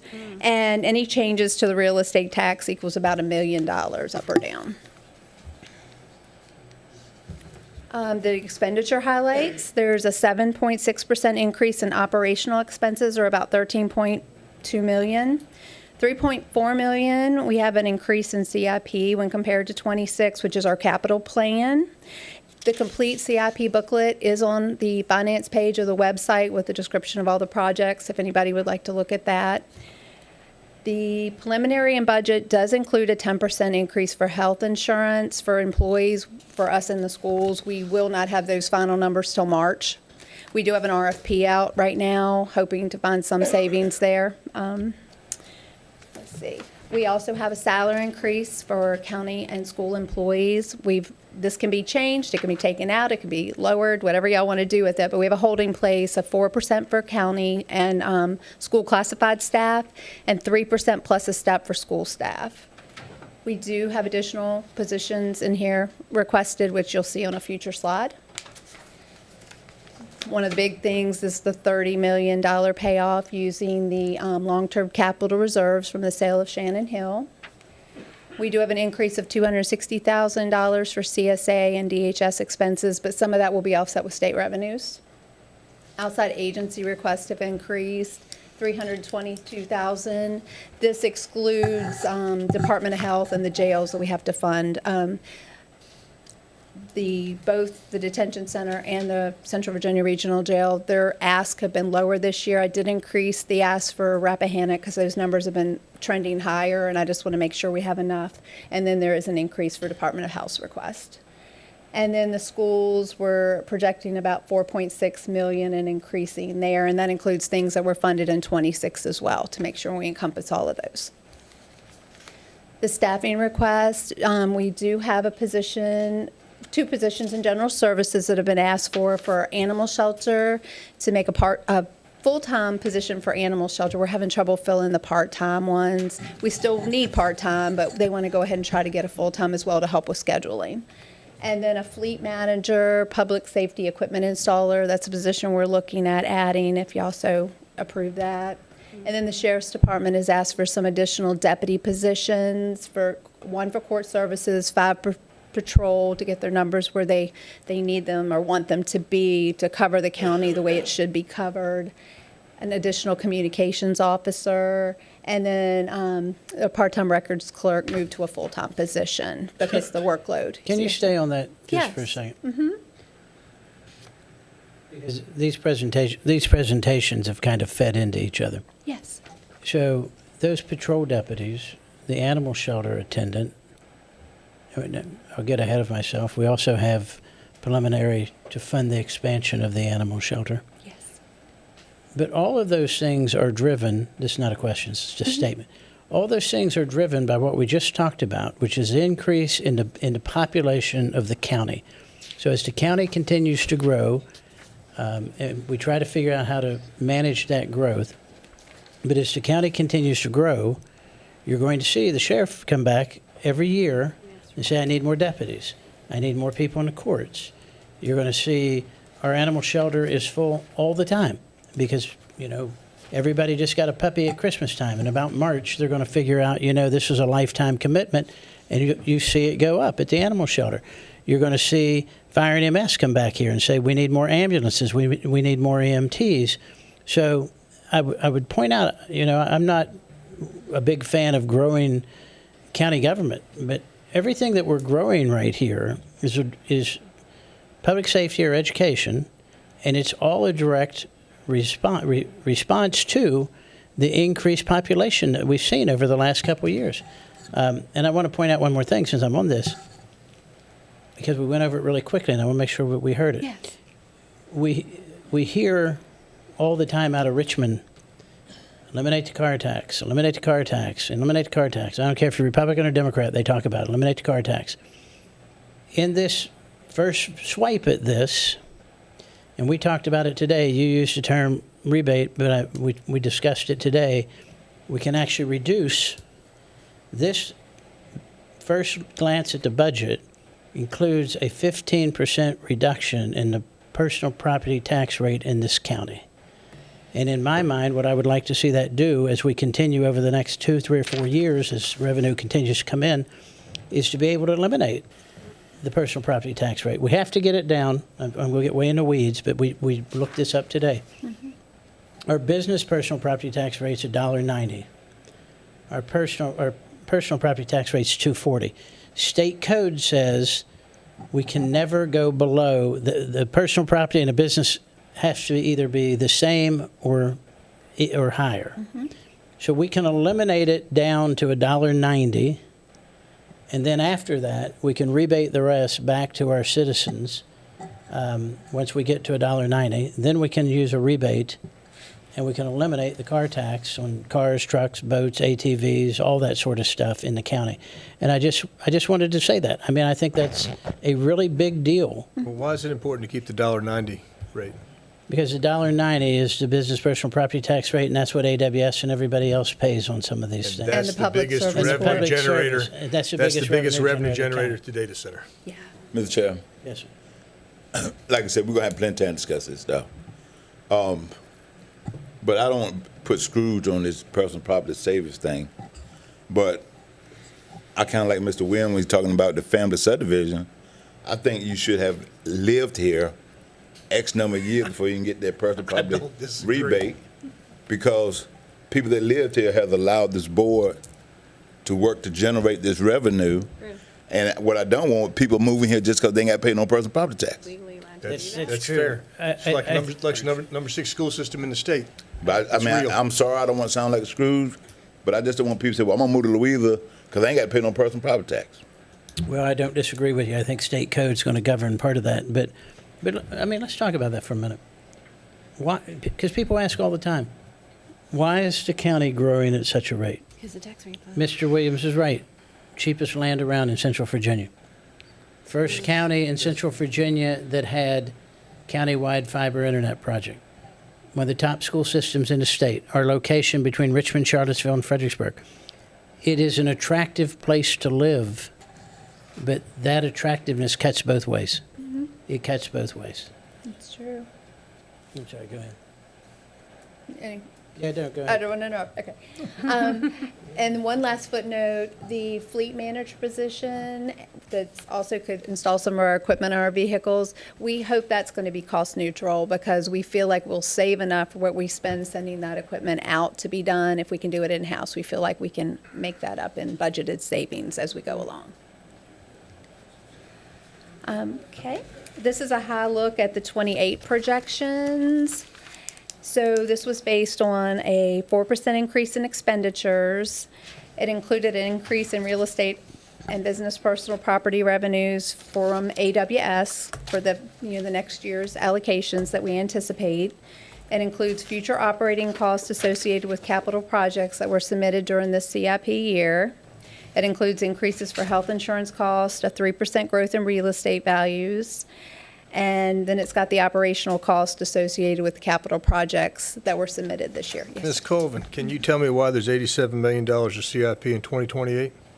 The new elementary school for The $55 million new elementary school. yes, that's the biggest So, part of which we're that. paying. We we're hope gonna- to we're- pay cash. We hope to pay yes. cash for elementary school. Because if we take out a school bond, you must maintain it for 30 years. You're not allowed to pay it off early. Is that right, Ms. Colvin? A 20 or 30-year loan. 20 or yeah. 30-year school bond. You're not allowed to pay it off early. Yeah, Okay. and those are your best rates. I Yep. mean, you could get, I guess, personal loans, but your rates would be crazy. But Yes. the goal in 2028 is to pay cash for the elementary school. Is that right? That is correct. And hopefully those Amazon revenues we'll be able to use what's coming in that year to help with that as well. The big part of the Amazon are several years out, but as we get smaller pieces of it, we do hope to do these things that will benefit the county Yeah. based on the board's And we're approval we're of building everything elementary school because of the growth in the county. because of the population. Of this double-edged sword that cuts both ways. That capacity. True. So future considerations, the county continues to grow. So do the costs with providing the services and the additional resources needed to run the county. We do have any future debt service would be about 60,000 per million. We hope not to be issuing any future debt with the way things are, but you never know. That's informational only.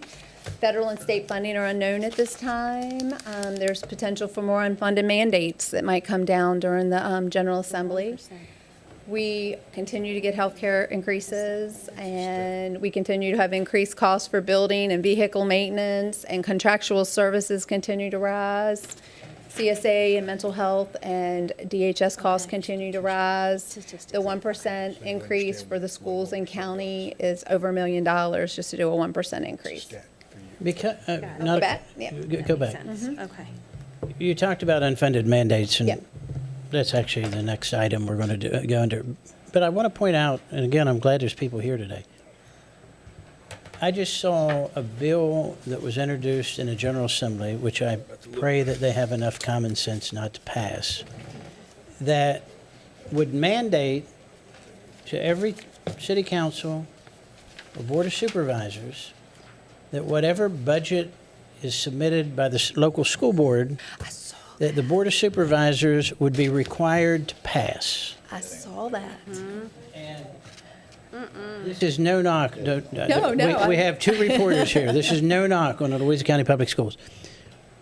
But what I would point out to people is school boards don't have taxing authority.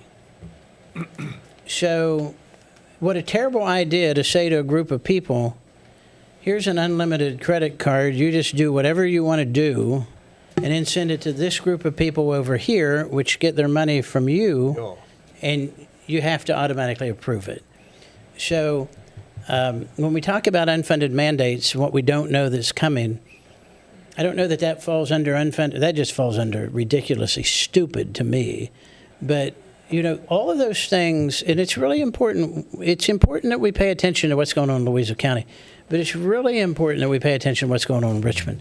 Because that right there, if that change would go through the General Assembly and be signed by the governor and go into effect, you go back to, how much is it? 86 million.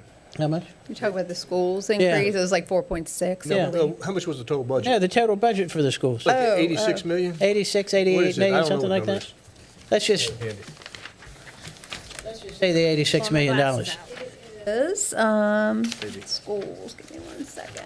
I'm trying to get there for you. It's, 90, about 101 with the $101 million. cafeteria. So that number is reached because we have good working relationships with the board, with the administration, that sort of thing. No, that's for our portion and the I revenues. understand. Okay, I just make understand. sure. Talk about the impact that legislation could have. You could have a school board, if that passed sometime in the future, say, you know what, we want a $150 million budget, and we're going to pass it because we don't have to worry about paying for it. We'll send it over to the Board of Supervisors, who can't refuse it. So again, there's so many, unfunded mandates are one thing, but there's some really scary legislation, and that bill was just filed this week. Well, and the other thing that you need to realize, speaking to the public here, is that we're a Dillon Rule state. We have the ability to do things that they tell us we can do, and things we can't do. We don't have any more or less powers than that sitting in these seats. So the authority of what we had to do comes from the state legislature. Any questions for Mrs. Colvin? She had gotten Ms. to her Coleman, you're a question. superhero. Thank you. Yeah, you've Thank done a y'all. really great job. Thank you very much. And it's 7:45. We can do this. No, we can't. And one of the promises I've made to all the other old people on this board, that every hour and 45 minutes, we're going to take a 5-minute recess. Yes. So we're in a 5-minute recess.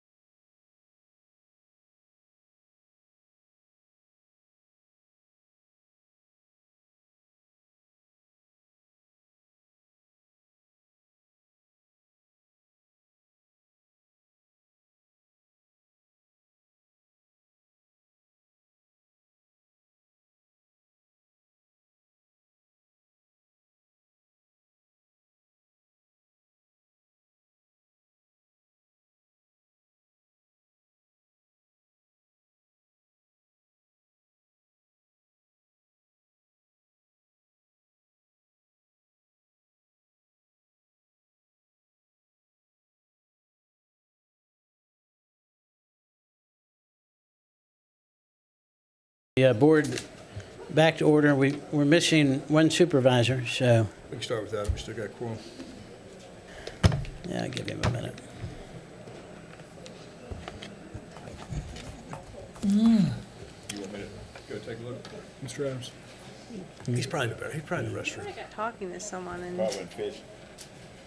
oh my gosh.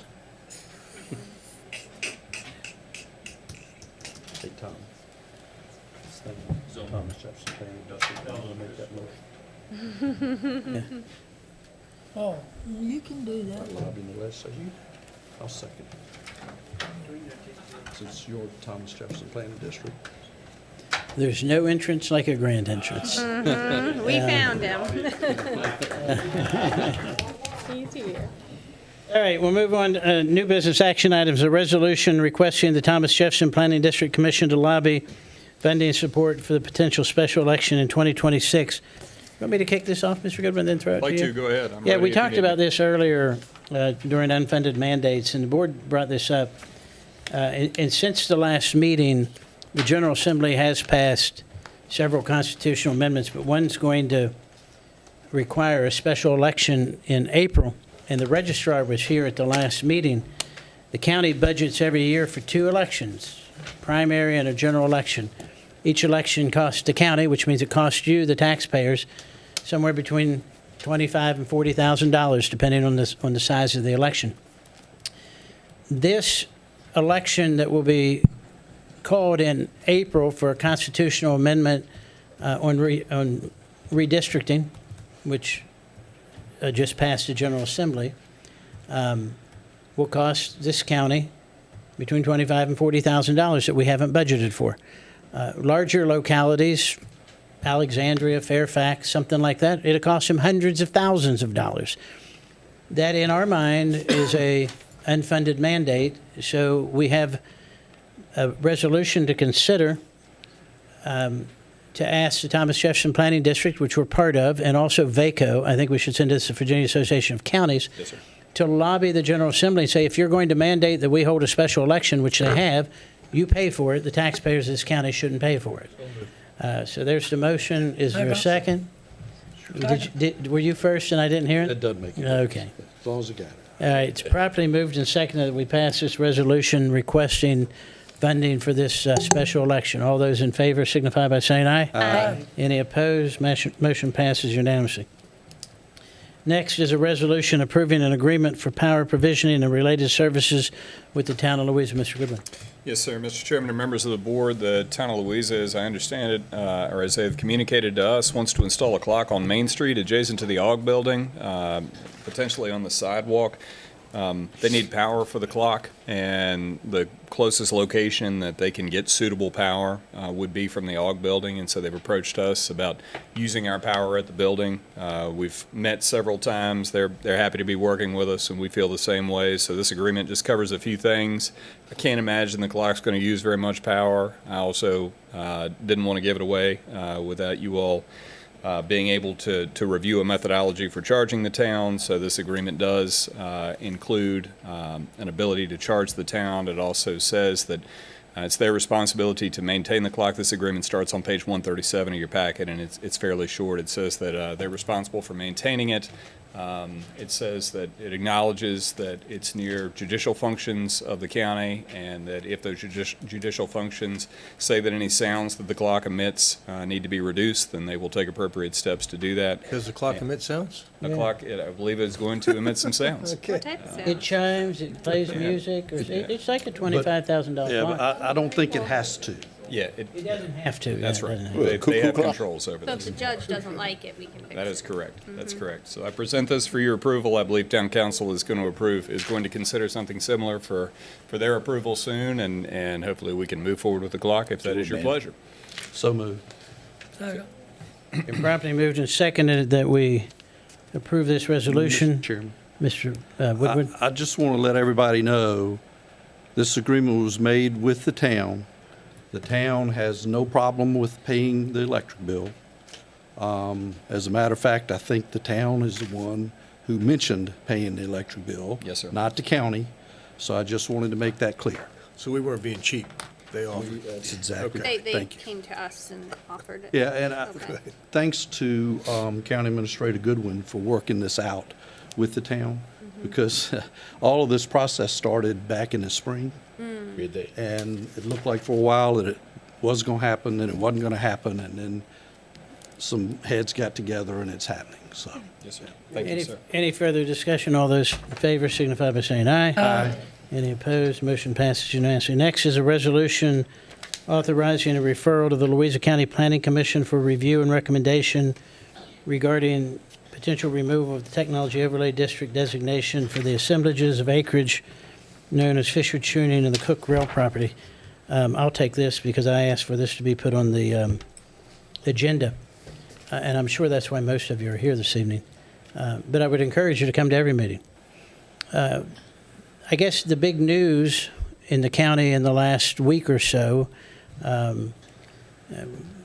all woke up and read it in Engage Louisa, that the Cook Rail property, not the Cook Rail property, Fisher Tuning and Mine and Himmer sold from a private owner to AWS for somewhere in the neighborhood of $73 million. I want to say a couple things about that because that's in my district. It's also an area that has an overlay district on it. It's also an area that AWS last year put a proposal in to put a data center. First of all, the county has no control over the sale between private sellers. And quite frankly, if I owned that property and somebody gave me $37,500 an acre, I'd have a cast on my hand reaching for that pin so fast to sell it. So I have no ill will, no bad feeling about that land being sold. That's just capitalism. That's the market system. County cannot control private land sales, and it shouldn't. Government should stay out of that. But what the county does have the ability to do is decide what happens and what's allowed on certain pieces of property. Some of you attended a town hall meeting I held in June of last year when we talked about that AWS proposal. I think there were about 200. I came out opposed to that property being developed into data centers. I was opposed in June. I was opposed in December. I'm opposed right now. That's me personally. What I would like to do is ask this board, and I'm going to turn the gavel over in a minute to Mr. Barlow because I can't make a motion as the chair, is what I would like to ask this board to do is send this back to the Planning Commission to reevaluate that. I think that's appropriate. I don't support any development there. I would encourage, as all these things go through the county, get involved. Stay involved. You've just heard about the comp plan. You've just heard about all the things that we're doing. You know, my question is, where will you be in 2 weeks? I hope you're here. Well, 2 weeks from yesterday because it'll be on a Monday. But I hope you're here. So I'm going to give this to you so that I can make a motion. Mr. Vice Chairman. Yes, sir. Any further discussion on this before we look for a motion? All right. Let me make the motion. I move that this board recommend to the Planning Commission hold a public hearing to reevaluate the technology overlay district zoning on the 2 remaining undeveloped parcels in the TOD overlay district, which is Fisher Tuning and the Cook Rail property. Do I have a second? I'll second that. And Mr. Vice Chairman, can we do a roll call vote on that? Yes. Mr. Chair. We should ask for some discussion first. Yes, sir. I would like to ask that maybe the motion have added to it that the 2 entities that own the 2 separate parcels, that they be contacted to see whether or not they agree. I mean, that was done for the one that we took out in 24. It was a family that those people were asked if they wanted to take it out. I think that we need to do the same with this piece. If that language could just be put in there, then ask the Planning Commission to just simply do that. Mr. Chair, If that's an amendment, I don't have a problem with Mr. that. Chair, I'm sorry. I was going to piggyback on what Mr. Woodward said. When we had board initiated rezoning, and you can go back and check, we've always contacted the landowners with board initiated rezoning prior to making changes. So is that an amendment or is that part of the main motion you accept? It was an amendment, which I accept. I don't know who I seconded. seconded it, I'm fine. Okay. Ms. Jones seconded it. So that's part of the main motion? Yeah. Okay. Okay. Seconds, you okay with that as well? Yep. Have a roll call, please. Mr. Adams? Yes. Mr. Barnes? Yes. Mr. Barlow? Yes. Mr. Woodward? Yes. Mr. McCotter? Yes. Mrs. Jones? Yes. Mr. Williams? Yes. Okay. You gotta get your stick back up. You gotta give it back up. No, it's hard. It's got to come back over this way. That's such a nice. Not only is he young and good looking, but he's smart too. Well, I'll announce the vote. The motion passed 7-0 to refer this back to the Planning Commission. So I appreciate the board's agreement on that. Now we'll move on to supervisor comments. Does anybody have Yeah, I got any one. I've additional had so comments? many tonight, I'm gonna start again. So we added this is a new part of the meeting, and I'm glad we did add this because during public comment, we don't, it's public comment, it's not public interaction. So I want to address a few things that were said during public comment period. I've been serving on the Finance Committee for probably 8 years now, 9 years, something like that. Anytime I spend money at the finance level and the county money, I spend it like I had to go out and earn it, pay taxes on it, and have what's left. So I take exception to the fact that I do not spend the county money like that. I try to look out for what's best for this county. You have never seen me put my personal interest first, and I try to spend your money like my money because some of it is my money. And I do pay a fair share of taxes here. I have a construction company here, I have a media company here, I have a masonry company here, I farm here, and I have several residences. So I pay a fair amount in taxes myself. So I want to be very clear that I feel like this, and I challenge you, and I give this to you if you want it.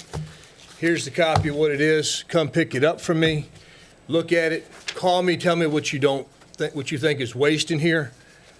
Tell me what you think is not necessary. I would love to engage with you on that. I have a lot of knowledge about this. I've been doing this for a long time. I would also challenge you that there aren't very many counties around here that pay cash for an elementary school. So hang on, sit tight. In the budget, you did see a rebate or a tax reduction, whatever you want to call it, of 15% coming in personal property this year is proposed. My personal goal is to eliminate that over the course of 3 years. I've said that out loud here before. My goal after that is then to take 30%, 10% a year, and apply that to your personal residence, not to all land in general, but to your personal residence, one per family. That's something that would be real and meaningful. Somebody mentioned that solar farms were created to reduce taxes. I don't think they've ever reduced taxes. They don't even hardly pay taxes. So I just think that's misinformation. I want to be clear about that. Mr. Davis, we know the pipe is failing between Mineral and Louisa. The Water Authority has it on their budget. We put it in their budget this year to work on that. We know that. We just found out about it this year. As they've had problems, we recognize it's a problem, and I appreciate your input on that one. The backups on 22, I think everybody knows that. We bring, I don't even know how many thousands of kids and people to school on those two roads. And I got newsflash. We're getting ready to build an elementary school, and if they say that's got to go there, it ain't going to get no better. So, but the backups that you're talking about are for like an hour a day at the beginning of school and an hour a day at the end of school. If you come late to the meeting here and we got to be here at 4 o'clock for something, and you happen to use 22 and you get backed up at the light, you end up 25 minutes late, don't you, Mr. Barlow? You've been 25 minutes late before for that. So, I mean, we know it happens. So, I mean, it just happens. So, and you know, data centers, God bless them. We got ahead of this thing. Everybody's been copying us. They copy us in the schools. They copy us on the fiber project that we did. You know, we've been setting standards here. And you can talk about data centers all you want to. We took 3 parcels of property in the county, and I'm sensitive if you live next to one. I understand that, and the revenue projection from those 3 parcels is going to be greater than potentially the operating cost of the county right now at one point in time, sometime in the future. So you got to pay for this stuff, guys. How else you want to pay for it? I don't have the good answers. I feel like we did a good thing. I know we get people in here that talk about it all the time. How much is enough? I don't know what the answer is. But we're going to seek to find it together. We're going to make the best informed decision we can for you. And we're going to do what we think is right for the county. At least I am. And I think I speak for the other 6 up here. So do we always get it right? We do not. But it's not because we're trying to get it wrong. So thank you. That's all I have to say. Anybody else? Anybody else? Mr. Chair. Mr. Woodward. Yep, go ahead. It's been said here tonight that it seems like everybody in the county has high-speed internet. I just want to let it be known there are small pockets that still do not have it. Firefly, as recently as last week, we talked to them. They're hoping by the end of this year that it will be completed. As Ms. Highland said here tonight, they're having to bore underneath the railroad. Mm-hmm. Well, there's a section in the Louisa district they're having to bore under the railroad as well. They've looked at every angle they can of how they can do it, and that's what comes up to be the best. That takes a long time for that to take place. The railroad Get permission from the railroad. Absolutely. Yeah. That's the part that takes long. Not to do the boring. The railroad gets permission from the railroad. Moves like a snail. Yeah. So I just wanted to let it be known that it's not completed. Firefly is working hard, and God bless them. They've done a heck of a job in the county so far. So thank you. Mr. McCarter. Mr. Chairman, thank you. I tell you what, I'm in awe of Supervisor Williams tonight, the passion that he's spoken with, and the knowledge that he has about our county is, I would like to say, almost unmatched. So thank you for your dedication to our county. That being said, I am no way an equal, but I do know who I work for, and that is my constituents. So when I have a question about how I should vote up here, I ask my constituents, and I do that through email. And today I did so, and I asked them what they thought about the resolution we would be voting on tonight about taking the data center properties out of the TOD. And almost unanimously, they said no more data centers for Louisa County. So I just wanted to make that known to those listening as well as those here tonight. Thank you, Mr. Chairman. Anybody else? This is we just started this first of the year, and I think it's a really good opportunity. And one of the reasons I think it's a good opportunity was a suggestion by a constituent. But, during public comment, for those of you who watch or when you come to the meetings, people will come during public comment and they'll ask a question and they'll stand there waiting for an answer. And that's not how public comment works. Public comment is the public's opportunity to talk to the board, not vice versa. And I will say this, it just thrills me to see that at one time I suspect we had 60 people here before some of them left. And I encourage you, get involved, stay involved. I don't ever respond to social media comments, but I read them. I think it's sometimes a good idea to see what the county thinks and people think, and what they think of me. That's always fun. It's when I go call my granddaughter and ask her, if you still up, Poppy?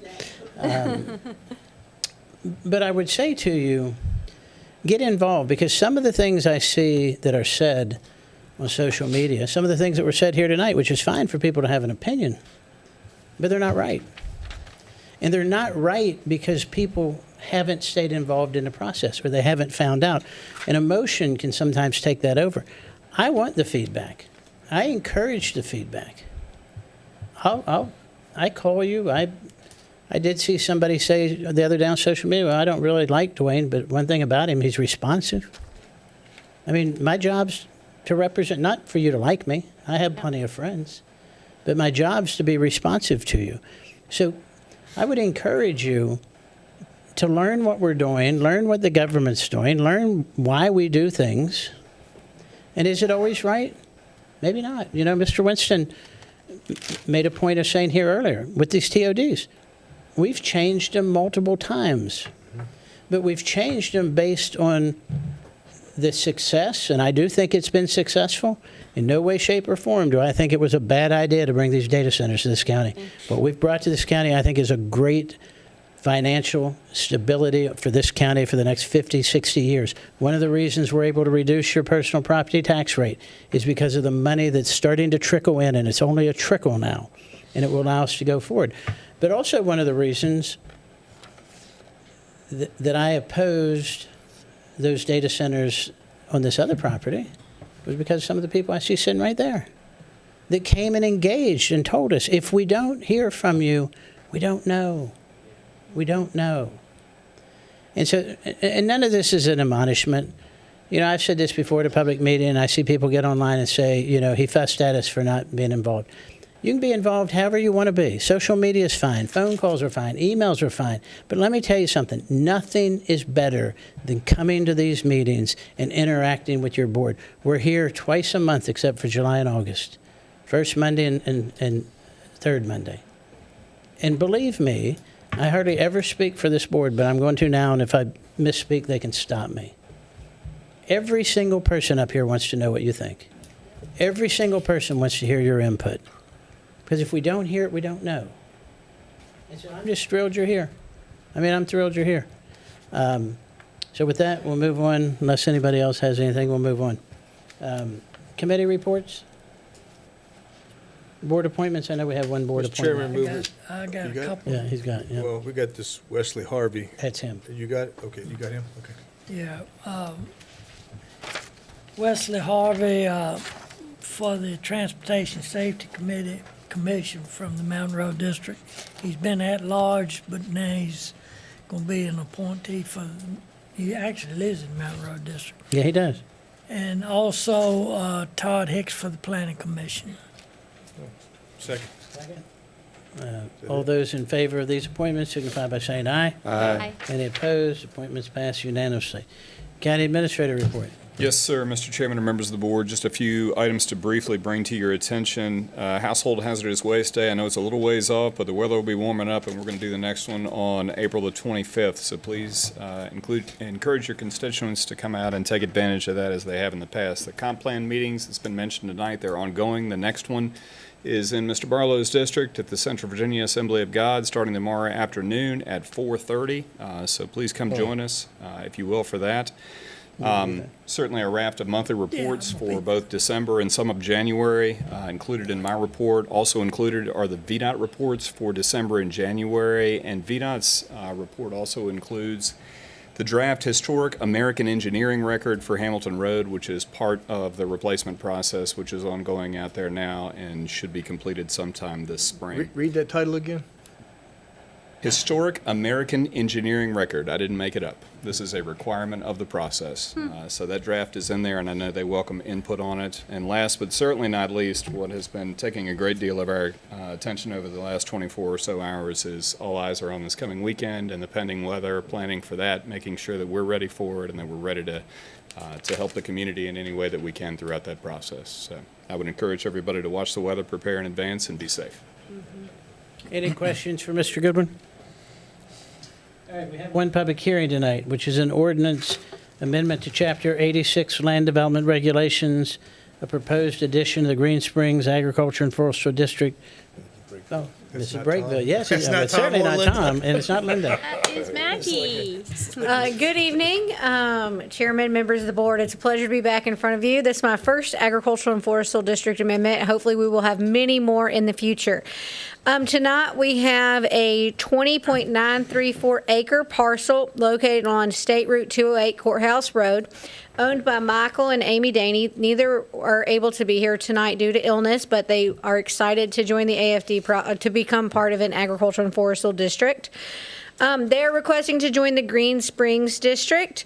They are located 2.4 miles from a core of the Green Springs District. However, under revisions that were made to the Ag Forestal District in the early 2020s, we are now able to include their land in that district because it is agriculturally and forestally significant as they raise horses, which is a primary commodity raised in the Green Springs District. They also share a similar soil structure as the Green Springs District, which is an allowable mechanism under that definition. This was recommended by both the Agricultural, Forestal, and Rural Preservation Committee and the Planning Commission. So I'll stand for questions if you have any. Yes, Anybody ma'am. have any questions for Ms. Breakman? Question. Yes, ma'am. So it gets confusing. They're not leaving the Patrick Henry district. This is ag and forestal, so they're not leaving to come to Green Springs. This has nothing to do with our voting districts. Correct. So they will maintain their part of the Patrick Henry voting district. They will just be a part of the Green Springs Ag Forestal District. Exactly. I know some people were confused and worried about that, so. And, excuse me. Yes, sir. And here's my question, and I'm all for it, but like I said, why wouldn't you attach them to an ag forestal district, like Ms. Jones said, in my district? Because there are, But it is in your district, too. Green Springs is in your district. So the Green Springs Ag Forestal District this- and yeah. the Patrick Henry Ag That's Forestal the name District of the ag are and actually forestal. Okay, in okay. both districts. There's a substantial share it. amount of overlay. So the Ag Forestal districts don't fall in one voting district. okay. So it was actually, they got to choose between three based on their agricultural significance. They chose Green Springs because of the commodity. Okay. So it has nothing to do with location. I know there are some others. And they don't have the name Right. of the supervisor district generally Okay. attached to them either. Okay. Well, they don't have to. They're just named that. Okay. Any Yes, other sir. questions for Ms. Breakman? Yes, sir. Chairman. Just one quick one, and this shouldn't take long. Yes, sir. For those that are here that may not understand what an ag forestal district is, can you give us maybe 30 seconds of what that actually is so everybody can understand what they're trying to accomplish here? So maybe others may be interested in doing the same thing. Yes, sir. With their land. So an ag forestal district is in essence a landowner coming to the county to say, I voluntarily give up my right to develop my land outside of agricultural production for a period of 10 years. So it's a voluntary program. They're able to simply say, I choose not to develop, but I want to continue production, and they can use their land under that production in agricultural and forestal ways and can still build buildings or do things that benefit the agricultural nature of the land. They just wouldn't be able to develop the land. It's a very beneficial program. It accompanies land use taxation, and in certain situations, it can help with redirecting eminent domain. We have talked about Dominion has looked at rerouting some of their activities around existing ag forestal districts to prevent crossing it. And so there are those benefits as well as hopefully future benefits. Thank you. So. And correct me if I'm wrong, but it also ties in to our larger strategy of preserving the ag and forestal lands of the county, correct? So it does. I didn't know how much I could say, but it will be a baseline, assuming programs that are to be presented to you in the future. If those are passed, we are using ag forestal district participation as kind of a baseline mechanism for our future preservation programs that will come forward to be presented to you. Okay, perfect. Anybody else have any questions? Thank you, ma'am. I'll open the public hearing. Is there anyone here tonight that wishes to address the board on this ordinance in this public hearing? All right, seeing none, we'll close the public hearing, bring it back to the board. So move. Second. Moved and seconded that we approve this ordinance. All those in favor signify by saying aye. Aye. Any opposed? Motion passes unanimously. So Mr. moved. Barnes? Been properly moved and second, we adjourn. All those in favor signify by saying aye. Aye. Any opposed? Meeting adjourned.